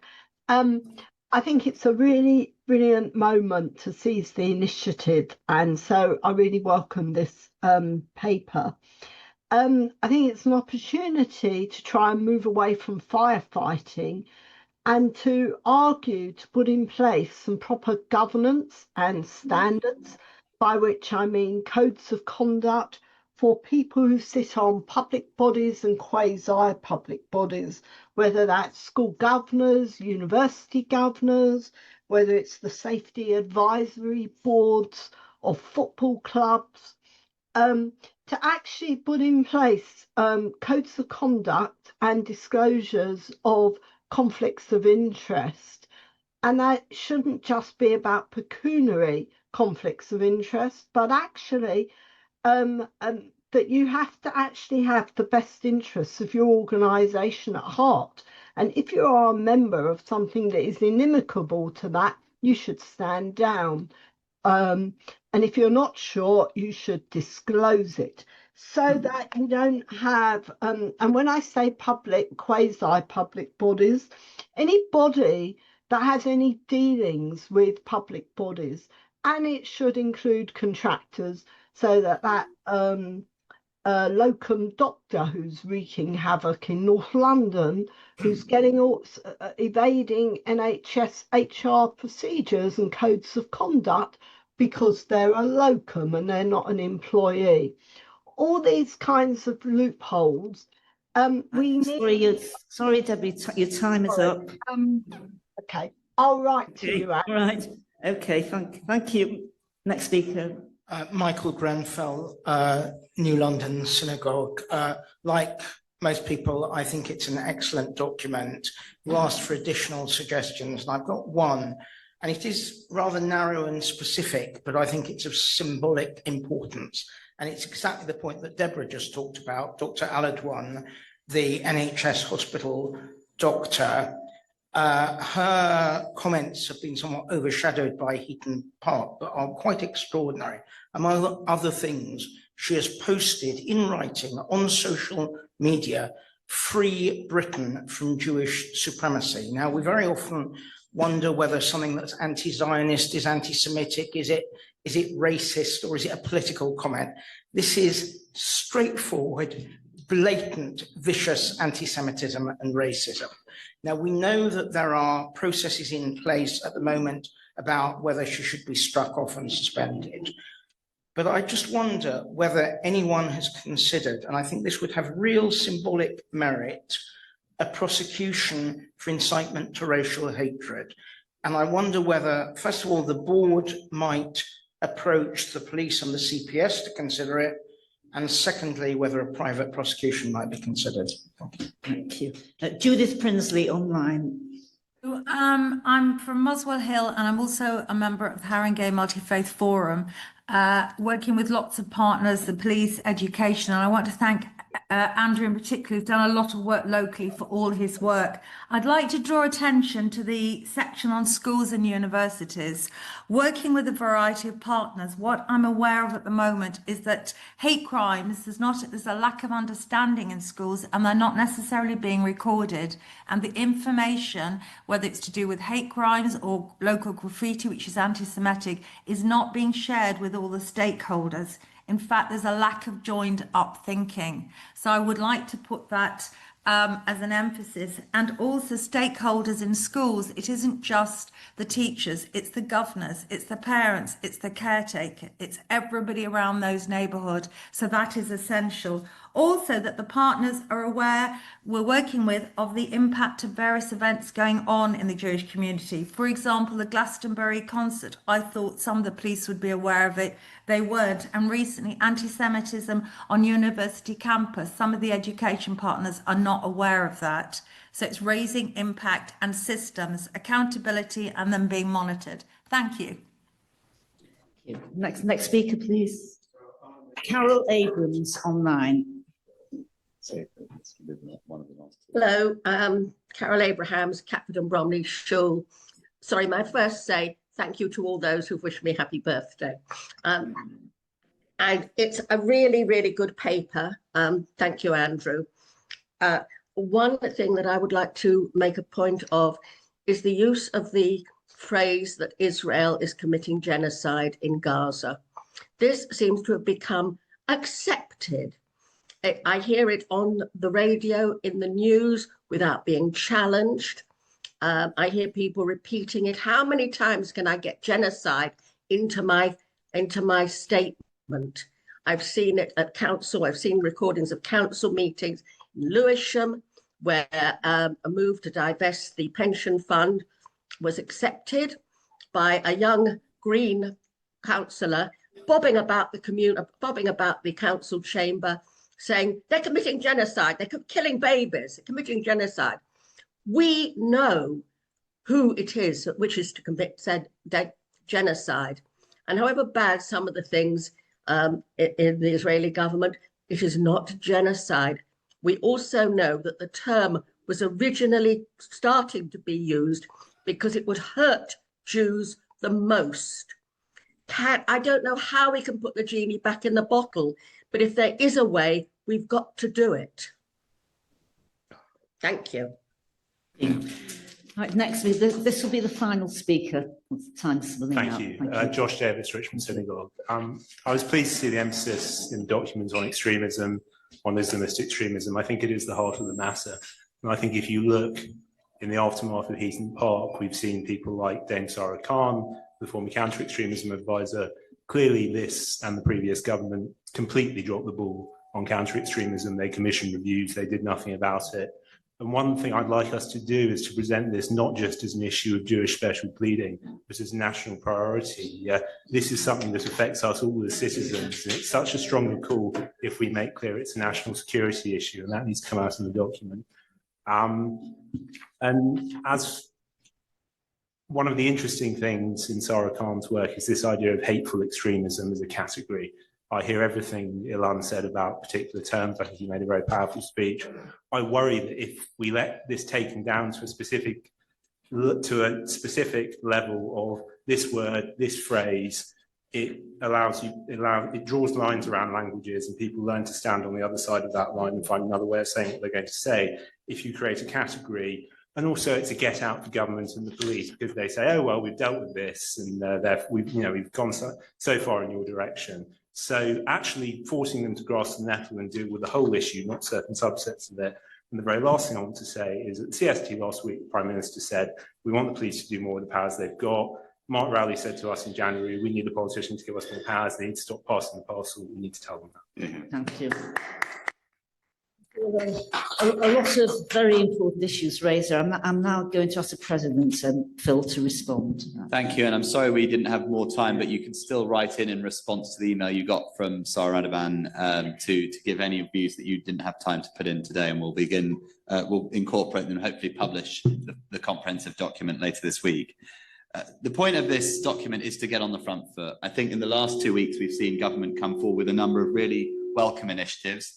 £10 million of extra funding to the NHS, to the CST, very necessary, but sadly necessary funding, action on cumulative impact and public order, calling extremist Islamism out for what it is, and also action in the NHS and culture and other spaces. What that is a series of piecemeal measures. We need a comprehensive strategy, and we are trying to help the government by giving them that comprehensive strategy, informed by you and everything you say. And it has to incorporate the things that we've seen even in the last days. The despicable decision to board extremists and anti-Semites by banning Maccabi Tel Aviv fans from coming to Testament. It's a very, very big problem, because it seems to suggest the police have lost control of the streets and they're kowtowing to extremists and anti-Semites. The way to challenge racism isn't to reward the racists, it's to protect the victims of racism. We'll be engaging with West Midlands Police and the Home Secretary on this in the coming days to make sure that we get the right place. And similarly, a gentleman yesterday who was arrested, as I understand, for wearing a Magen David around his neck, seen as a provocation. And we thought the police might have learned this lesson. I'm very, very proud, actually. It's one of our deputies, Paul Harris, who's leading the legal defence of that gentleman. It's absolutely wrong, and the police need to get their house in order in London, as well as the West Midlands and everywhere. That's really clear to us as well. Friends, I think you've focused on those different areas that we need to see action in. It's security and policing, it's extremism, it's civil society, it's education. We need to complete this comprehensive document and get the government to take on the front foot this issue. No more piecemeal, comprehensive strategy, and that's what we're working towards. Thank you. Thank you. Now move to questions to the President and honorary officers. Asking if you can to directly question to a specific honorary officer. And if any of the people who were queuing before and didn't get in want to ask questions under this, please go to the front, and I will give you priority in speaking. 3:30. Right, first speaker. Thank you. First question. Thank you. Hi, Julian Berman for Rapid Reform Synagogue, but speaking in my capacity as chair of Hertfordshire Jewish Forum. As you'll be aware, on Tuesday, we're organising a counter rally at Hertfordshire County Council as they debate a petition to divest their pension fund from any companies that do business with Israel. A petition that has been raised by the Palestine Solidarity Campaign, and which is I think these petitions are run by the local government pension fund divest campaign. So we're leading this counter rally, but coming back to the discussion we've just had, BDS is anti-Semitic in that it leads to anti-Semitic demonstrations, it delegitimizes Israel, and I would just ask if we can ensure that BDS is covered by our campaign. Thank you. Thank you. Jerry Lewis, father of the board online. Jerry. Thank you. I've been unmuted. Jerry Lewis, Hampstead Synagogue. Two things. First of all, Tommy Robinson, as you know, is appearing in Israel. Could we please make sure, as a community, we keep every element of our community away from supporting Tommy Robinson? That includes the CAA and other groups who have any association with him. Second of all, the issue you raised, Mr. President, and I congratulate you on your stance over the last few months. You've been brilliant at leading our community. We're very grateful. That's the issue of the Magen David. I read the article in the Sunday Telegraph, and there's one thing that worried me no end. That was the sad story about the Magen David. That's a disgrace. Okay. Right. Thank you. Next speaker, please. Jane Ginsburg from Seven Hills Shul, Sheffield and District Reform. A member of Sheffield City Council has requested that the Palestinian flag be flown over the town hall on 29th of November, designated the UN Day of Solidarity with the Palestinian people. A similar request was made last year, and I was asked to meet the Chief Executive of Sheffield City Council to help her assess the impact on Jews in Sheffield if the flag was flown. I told her that we would prefer no flag to be flown, or for a peace flag to be flown, as the council does in fact possess such a thing. Nevertheless, the Palestinian flag was flown. I'm due to meet the Chief Executive again in 2 weeks' time. I've asked the members of my constituency how they feel about the prospect of the Palestinian flag flying again this year. Some are in support, some have no objection, some think it would be worse for Jews in Sheffield if it were thought that we had stopped the flag being flown. Others feel very strongly that it shouldn't be flown regardless of the consequences. Bearing in mind that all of us want peace above all else, how can the board support us? Right, and thank you.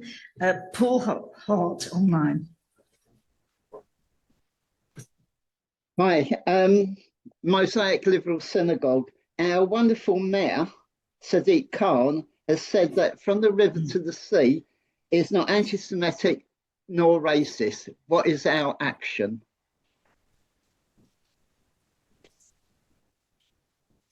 Thank you. Next speaker. Hayden Cohen, Harrogate Hebrew Congregation. I'm pleased to see in the past week that there's been more talk about a working group for Jewish Culture Month. This is to Phil and or Jeremy. I remain concerned that it is very late in the day to be starting this work now. How are we ensuring that the first Jewish Culture Month will be a success? Because those timings are a major concern, having run these type of things in the past. Thanks.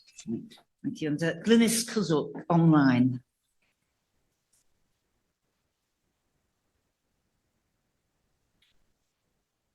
Glynis. Can you hear me? Yes. Yeah, I'm good.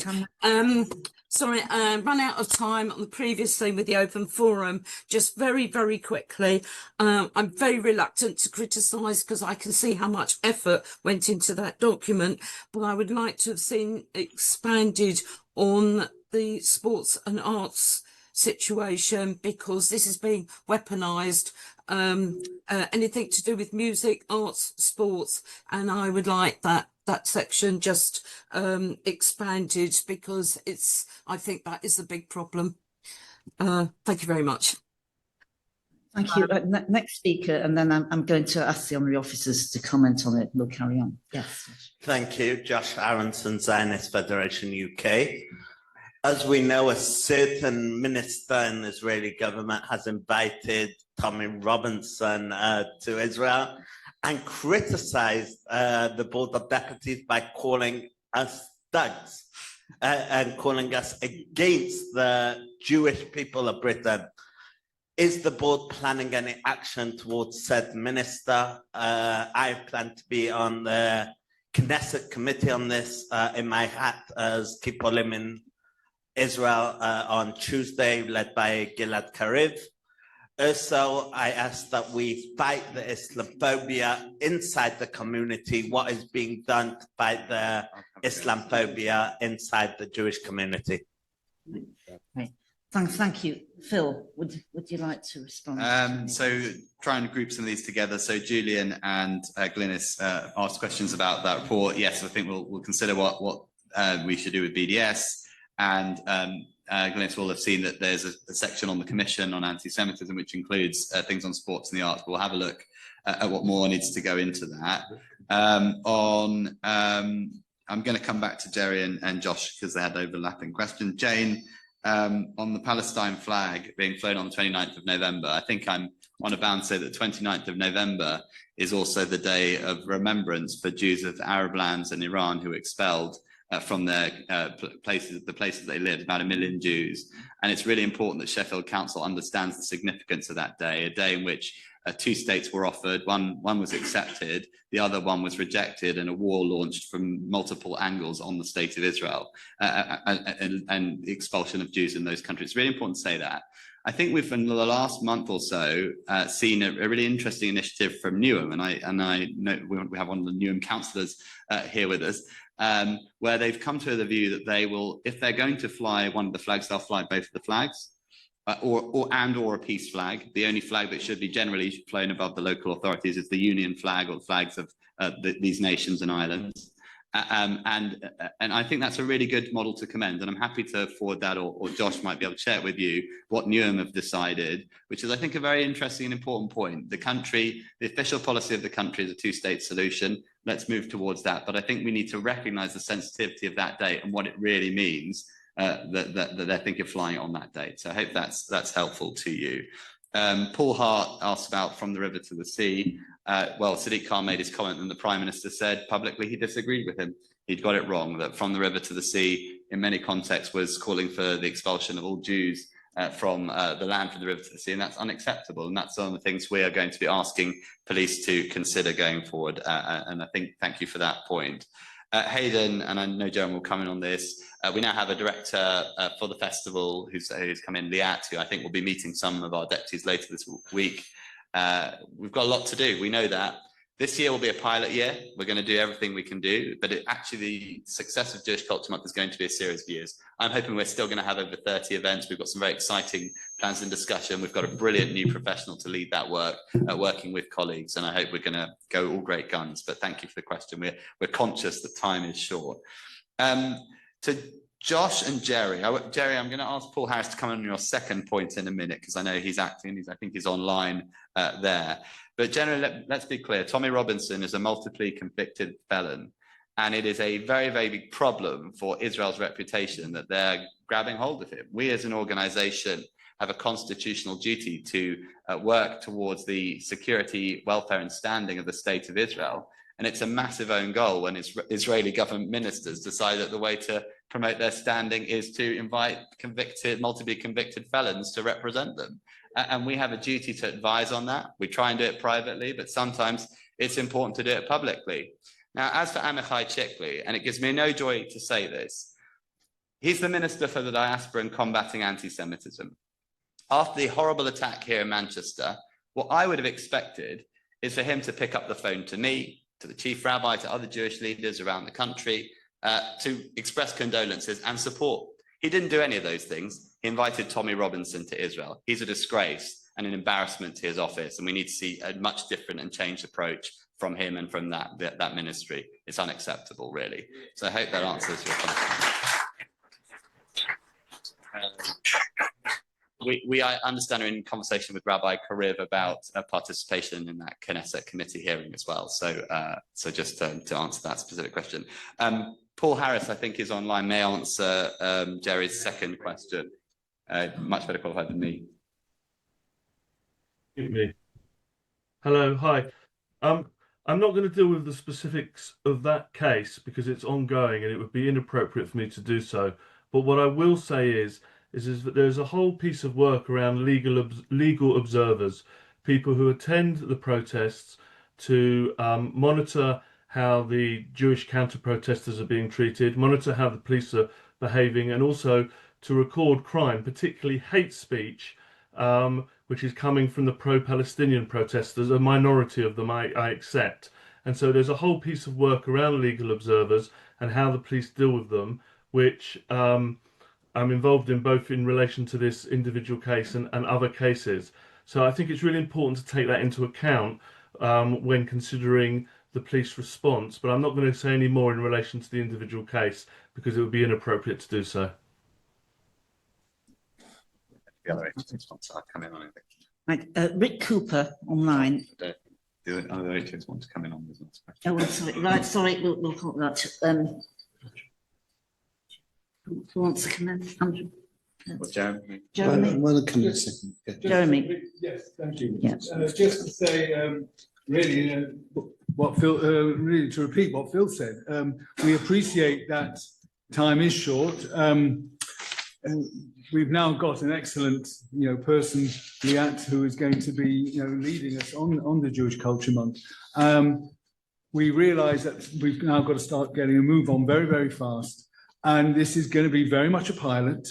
There'll be things that maybe should happen that won't happen, but we will have, as I said, about 30 different events. Already organisations are planning events.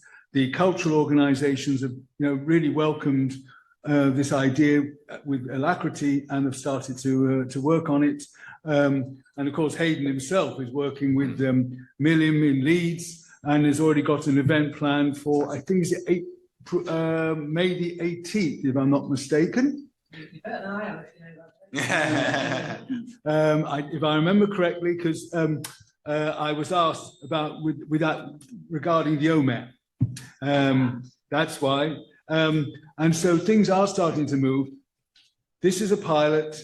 And whatever doesn't happen in 2026, please God, the preparations already start to be made for 2027. Thank you. Rick Cooper, online.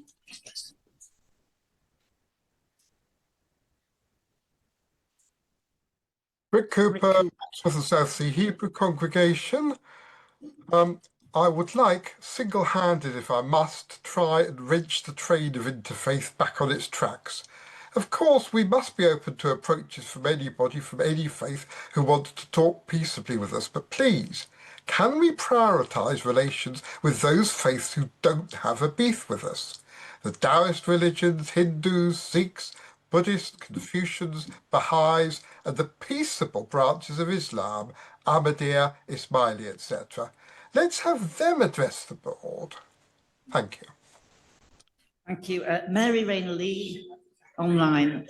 Mary. Thank you. Yeah.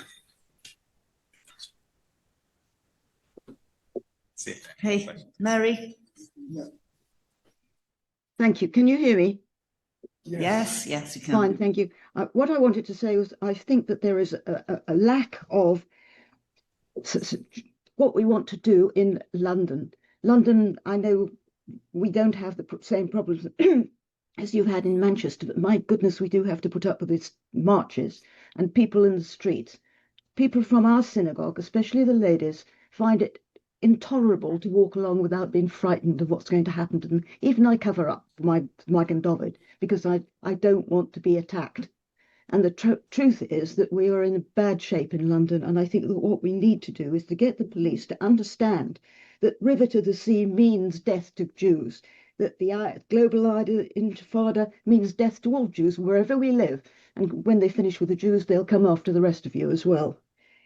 It's a terrible situation that we have to live in. And I think that you should be doing more to get the police to accept what is not acceptable to us in terms of damaging to the Jewish community in London. Thank you. Thank you. Gideon Smith, online. Thanks. Gideon Smith, Hampstead Garden Suburb. I want to draw the HO's attention to the most recent JPR report, which analyses the community's attitudes to Israel. Focusing on our emotional attachment to Israel and people's views on Zionism, there was some stark contrasts amongst different demographic groups. And focusing on the under 30s, the future of our community, a quarter of them would identify as non-Zionist. And more significantly, 1 in 5, 20% of them would self-describe as anti-Zionist. This means that almost half of all young Jews do not consider themselves to be Zionists, split between those who are non and those who are anti-Zionist. So how will we ensure that we have a community that's able to welcome and accommodate that next generation, a generation that has a different prevailing attitude to Israel to that which we perhaps arrogantly think of as the mainstream view? Thanks. Michael Reek, online.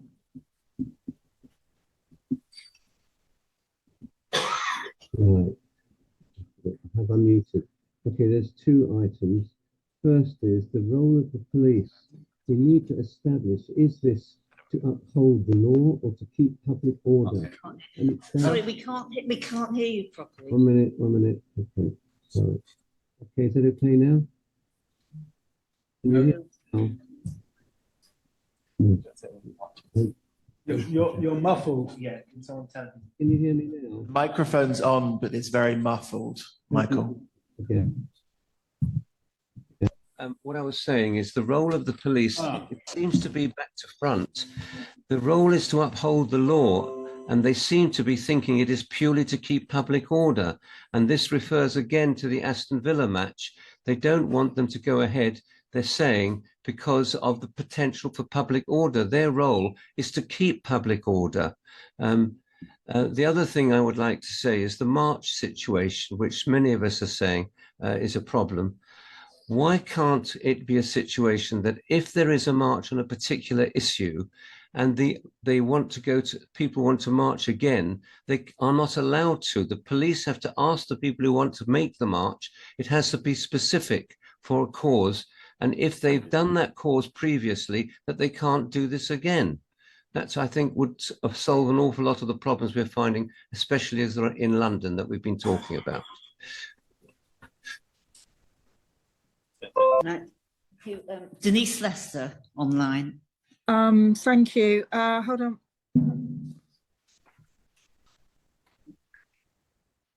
on.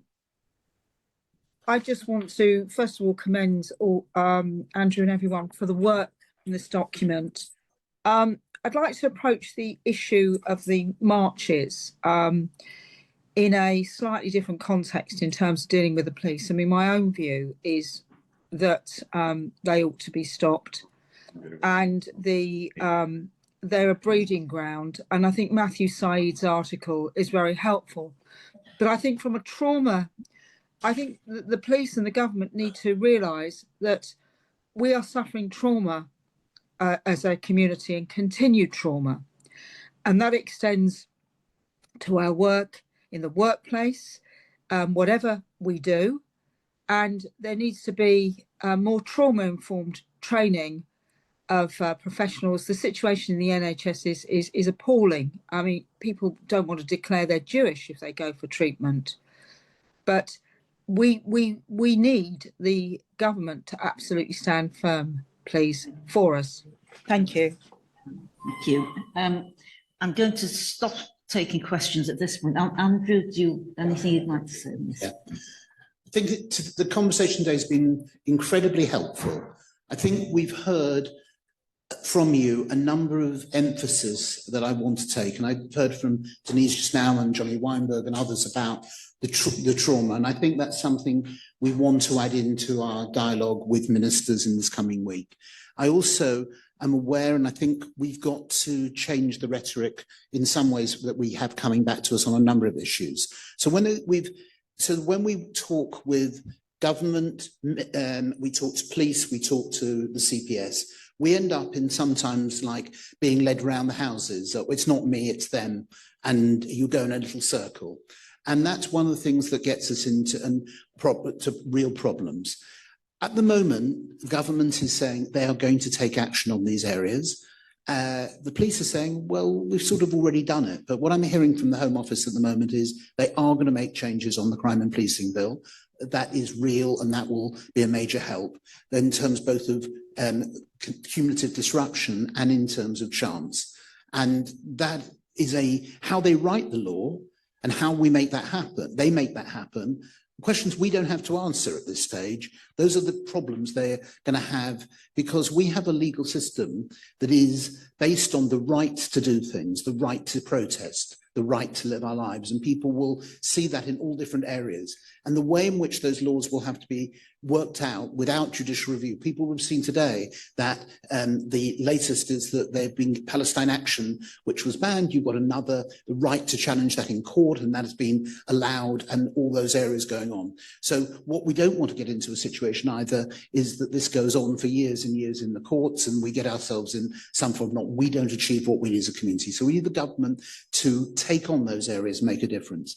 On the moment, if we turn around and say there shouldn't be a march next week, we will turn around and say, oh, okay, we'll ban that route. If it's a static process at Swiss Cottage, it's relatively easy to show cumulative impact because it was always in the same place or within a certain area. But if you're talking about two different marches, one going from point A to point B and then someone else from point C to point D, to show that there is an impact statement in there is a very different piece. They'll say, well, it's no marches nowhere near each other. Why would there be a problem on that? So we're going to have to sometimes work out very different laws, and they're going to have to, the government's going to have to work these areas out.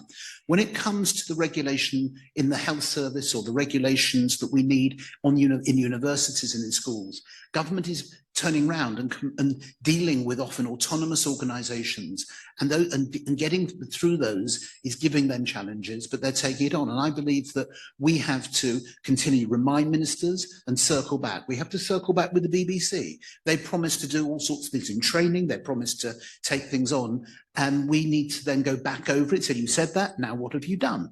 And that's the process we're going through with all sorts of organisations. As we take on anti-Semitism in the workplace, we find anti-Semitism where we're dealing, and we're dealing with different forces, HR, and how we deal with the levels of training, levels of anti-Semitism, both inside offices, but also in terms of public facing those when they try to use these services. So it's a challenge. Government's with us. And government is really listening to us at the moment, and I think they generally do. And I think this government, the last government, and every government does have our communities back. And I think when it comes particularly in these areas, we have got to make sure that they really show it. We've got a reasonably clear list of asks, and I think within those clear list of asks, we'll drill down further. We're meeting ministers in the coming days and weeks, and we'll come back at the next meeting and hopefully we'll have made some real steps forward that'll be tangible. I think that's it, really. Thank you very much, Andrew. And now the final comment, Adrian, Senior Vice President. Adrian. Thank you very much, Louise. So the first point I'd like to come back to is the cumulative effect of protests. And Andrew flagged Swiss Cottage, and it's quite interesting as a case study because we don't have the proposed amendments to the law, which, I mean, I agree with Andrew, would be very helpful. But we were ultimately able to prevent the continuation of those protests under the existing law. Now, the bad news, it took over a year. I mean, we had weekly protests in Swiss Cottage in an area of dense Jewish residency. And the police at the end of the day's hand was forced when, through their own action, in keeping the anti-Zionist, the anti-Israel protests separate from the local Jewish residents, the Jewish residents were pushed into the street, into the road on Finchley Road, and the traffic couldn't get through, and the sheer disruption that caused led to them reimposing conditions, and we haven't seen them back. What that highlights is changing the law is important, undoubtedly so. But as people have highlighted here, and Deborah Cohen disclosed, my sister, with the codes of conduct, which I think is really getting at the point about culture, that the law is one thing, but we have a lot of law already, and the sense that we've all had is that law is not being used enough, and certainly not being used in ways which would help the community. So there's a cultural need, a societal need to shift that so that we don't see, for example, under the existing law, what's happened in the case of Aston Villa. And so it's important we have the government on our side, but it's going to take a lot of hard work, the kind of graft that Andrew's been describing. So it brings me to the other point, which is about Tommy Robinson. Phil's already spoken on that, and I'm not going to dwell any more particularly on him. But what I would say is that there's what you can see as a common tendency, both on the far left and on the far right, is the attempt to divide Jews, so into good Jews and bad Jews. So in the case of the far right, it's certain Jews are now being described as liberal, elite, unpatriotic, responsible for the decline of the country, and of course that's how we're being described. And others are presumably the opposite and are proud, patriotic Brits. And we're seeing that on the left, right, with those who are prepared to pass the purity tests of being anti-Zionist Jews and anti-normalization in all its meanings. And we have to be very alive to that. And it's a false promise to those in our own community who think you can either back the far right and the far left as your way to redemption. That's not the future of this community. And we have to stand together. Never means uniformity of views, but we do need basic unity amongst ourselves. And those, whether they come from within the government of Israel or whether they come from within our own community, on the right of our community, who think it's a good idea to throw, for example, the established institutions of the community under the bus, are really kidding themselves. They are putting at risk. They're putting at risk our community, and we have to stand very, very firm against that. And I'd bring it back to the first point about making that change in the zeitgeist and the culture of this country. That we can only do if we have unity amongst ourselves, and we can't afford to be fractured if we're going to try and achieve those changes. So that's just what I wanted to add. Thank you. Thank you. Thank you very much, Adrian. I think that Andrew wanted to make another point, and then I'm going to come to Phil to conclude this section.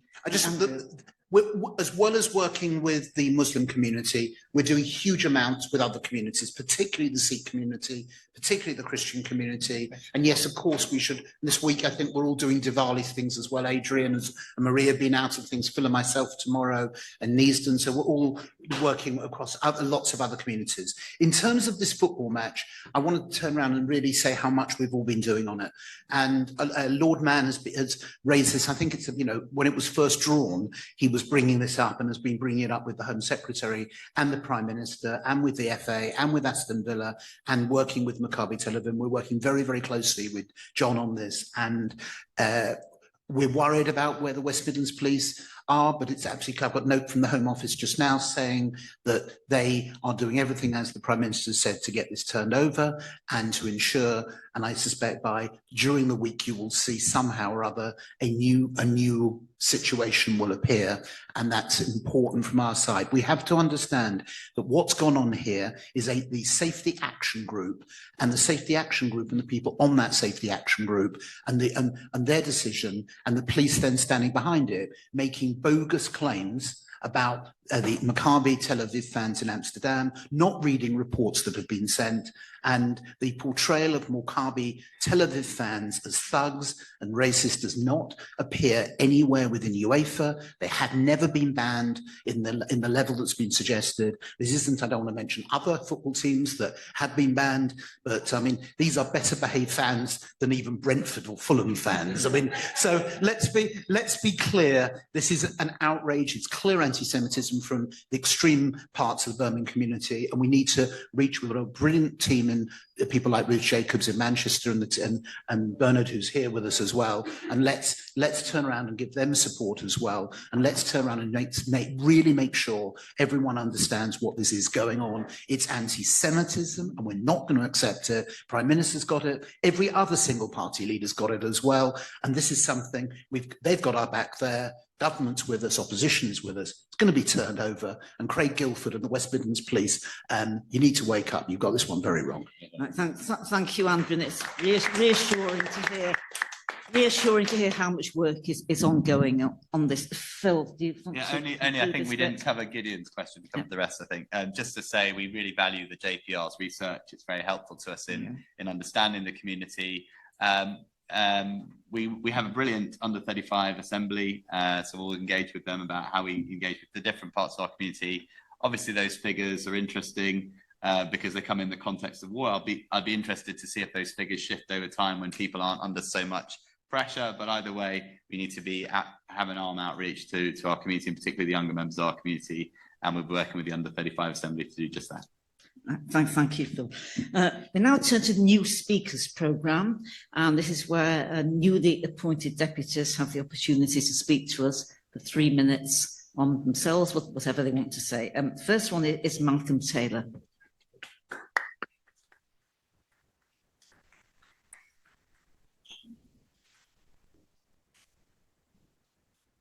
Newly appointed is a slight misnomer. As I've been going for a year, and in the meantime, Phil came to stay at our house. Well, relatively. I recommend it.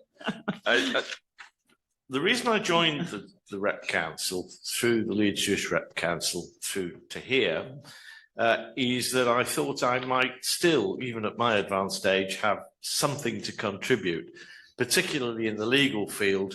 I was for many years a prosecutor in CPS, and before that, and yes, I do know Keir, and the last words he ever said to me in the office were that I was right and he was wrong. I cherish the moment. More seriously, I still think that in that legal field, I would have something to contribute if people are happy to contact me. And I see some nods, so I'll move on. I do a lot of teaching interfaith with my wife, or actually it would be truer to say she does a lot with me. We have good connections with a lot of Muslim teachers.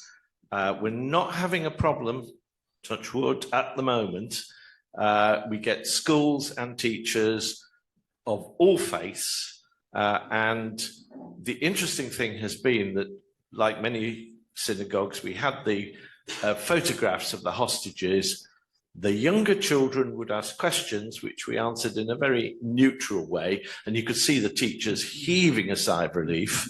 And the older children never raised the issue at all. So either they were completely, out of it, or I suspect most likely they've been told not to ask too many questions.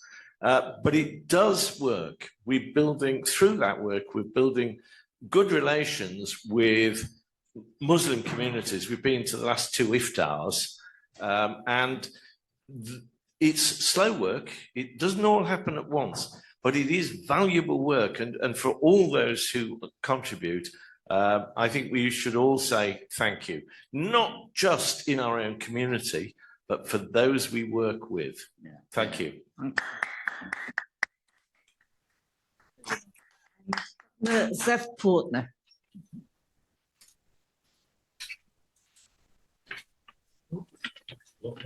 Yes, it's he.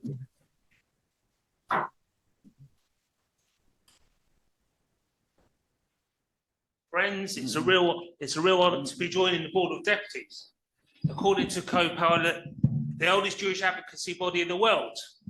It's a great time to be joining the board under the energetic leadership of Phil Rosenberg and the rest of his leadership team.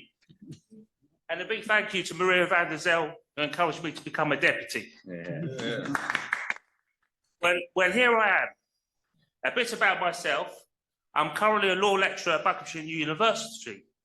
Previously, I lived in Israel for 5 years, where I qualified as an advocate in the offices of Gilad Sher & Co. in Tel Aviv, and Gilad was Israel's chief peace negotiator at Camp David in 2000. I've also worked for the chair of the board, Dame Louise Elban, for 10 years as our parliamentary assistant when she was the MP for Liverpool Riverside. Louise was not only the best boss one could have, but remains a very good friend. I'm also a member of Kick Out Committee Against Anti-Semitism, chaired by Lord Mann. I wish to reflect on the small but very positive contribution to communal life that I've been heavily involved in. I'm a big Watford FC fan. I know some people here be Man United or Man City.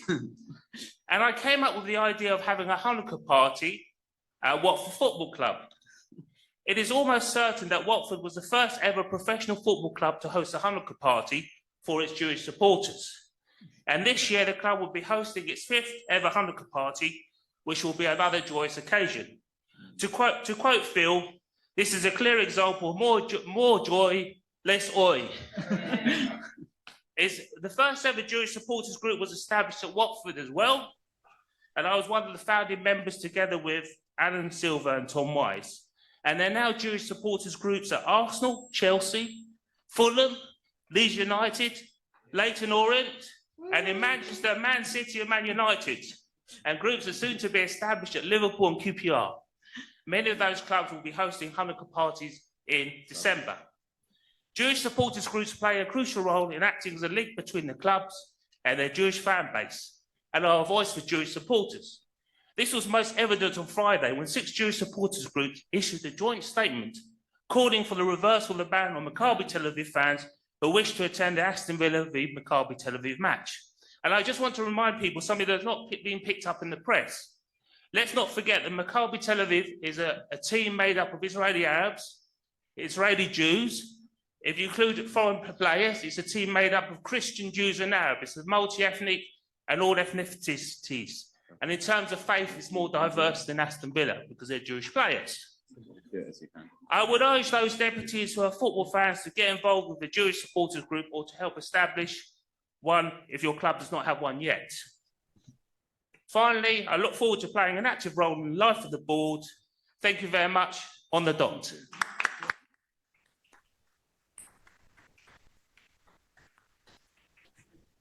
Thank you. Josh Foreman on online on Zoom. Hi, thank you very much for having me. I also have to say I really appreciate having the Leyton Orient shout out from the last speaker. In fact, our name is the Meshuganos for the Jewish Supporters Club, so you can enjoy that. So I am the head of science, education and outreach at a charity called Janetics. the only cross-communal organisation aiming to prevent Jewish genetic disorders. Genetics educates about and screens for carriers of devastating life-limiting, life-shortening diseases, those such as Tay-Sachs, cystic fibrosis, 49 in total. Many of us carry them, and in fact, over 1/3 of the people that we screen actually are a carrier of something. Those that we screen are not directly affected themselves in terms of their health, but it could have unbelievable consequences for their future families if both partners are carriers for the same disorder. We operate in 3 key areas: schools, universities, and our young professionals group, the Genetics Clinic. It's imperative that we reach people and screen them before they have children. For this reason, we focus on those in full-time education. Generally, whilst this is very early, they haven't met their future partner. And if both parties have this life-changing information beforehand, we can actually use it. It's also worth noting that we are starting to broaden this, and we are aiming to go and work in communities, especially those outside of the Northwest London bubble, such as Ilford earlier this year. We've also, through actually Judith at Muswell Hill, we're looking to work in Muswell Hill, and also Brighton. Any more, and we would love to become involved.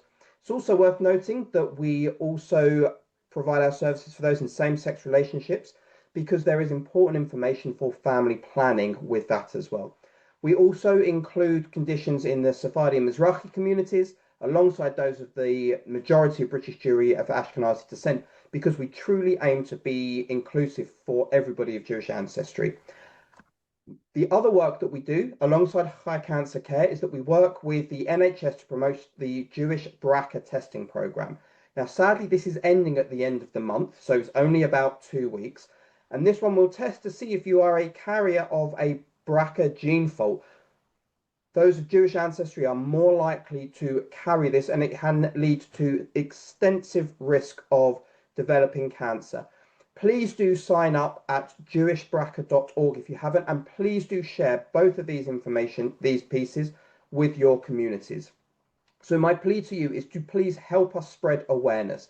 If you want us to come and do a talk in your community, we will. If you know people that may be interested in the BRCA, and also screening at universities, if you've got kids or whatever, or friends of at university, please do let them know. Those services are completely free and available for everybody. You just need to register.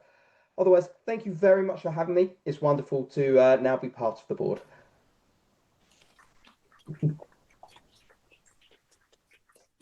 Thank you very much to our 3 relatively new speakers, and I look forward to further contributions from you. I'd also like to thank Menachem and Yuri for dealing with tech in the room, and Leo and the team online. So thank you. I'm now going to hand over to President Phil for his closing remarks. Phil. Thank you very much, everybody, for joining this very poignant and moving plenary here in Manchester, just 2 weeks after that atrocity. And I think all of us were very moved by Rabbi Walker's words, but also inspired by both what he had to say and what Rabbi Lewis and Imam Kurdi had to say to us. A lot of inspiration for us to take away with us. The next meeting is the 30th of November in London, and we'll be having a fairly Sephardi-themed meeting in various ways. Rabbi Joseph Dweck will be addressing us, his last address to us before he makes Aliyah, so that will be one to look forward to. We're also having sponsorship from the Sassoon family on the occasion of Rob's wedding, so that will be one to do. And I advertise sponsorship opportunities for January and March and so on going forward. We're also going to hear from a man we didn't hear for anything from today, I'm afraid, but Ben Cram will be presenting on the FF&O's work, and there'll be an open forum mainly themed on that. And as I mentioned, the Kaftet for November, I think we're also going to have a presentation from Harif on the experience of Jews from Arab lands in Iran, as that will have been the day before. So our hands are certainly very full. We're in challenging times, but also moments of opportunity. At the end of the last meeting, we prayed together, didn't we, for peace and a ceasefire and the return of the hostages. And we've seen that ceasefire and many of the hostages return. We continue to keep in our thoughts the families who are yet to receive their loved ones. We keep that campaign going. But in the meantime, thank you all very much for coming. A good Jor, Shana Tova. And I think we're going to end with a famous Manchester band. Let's end with Oasis and roll with it. Thank you very much, everybody.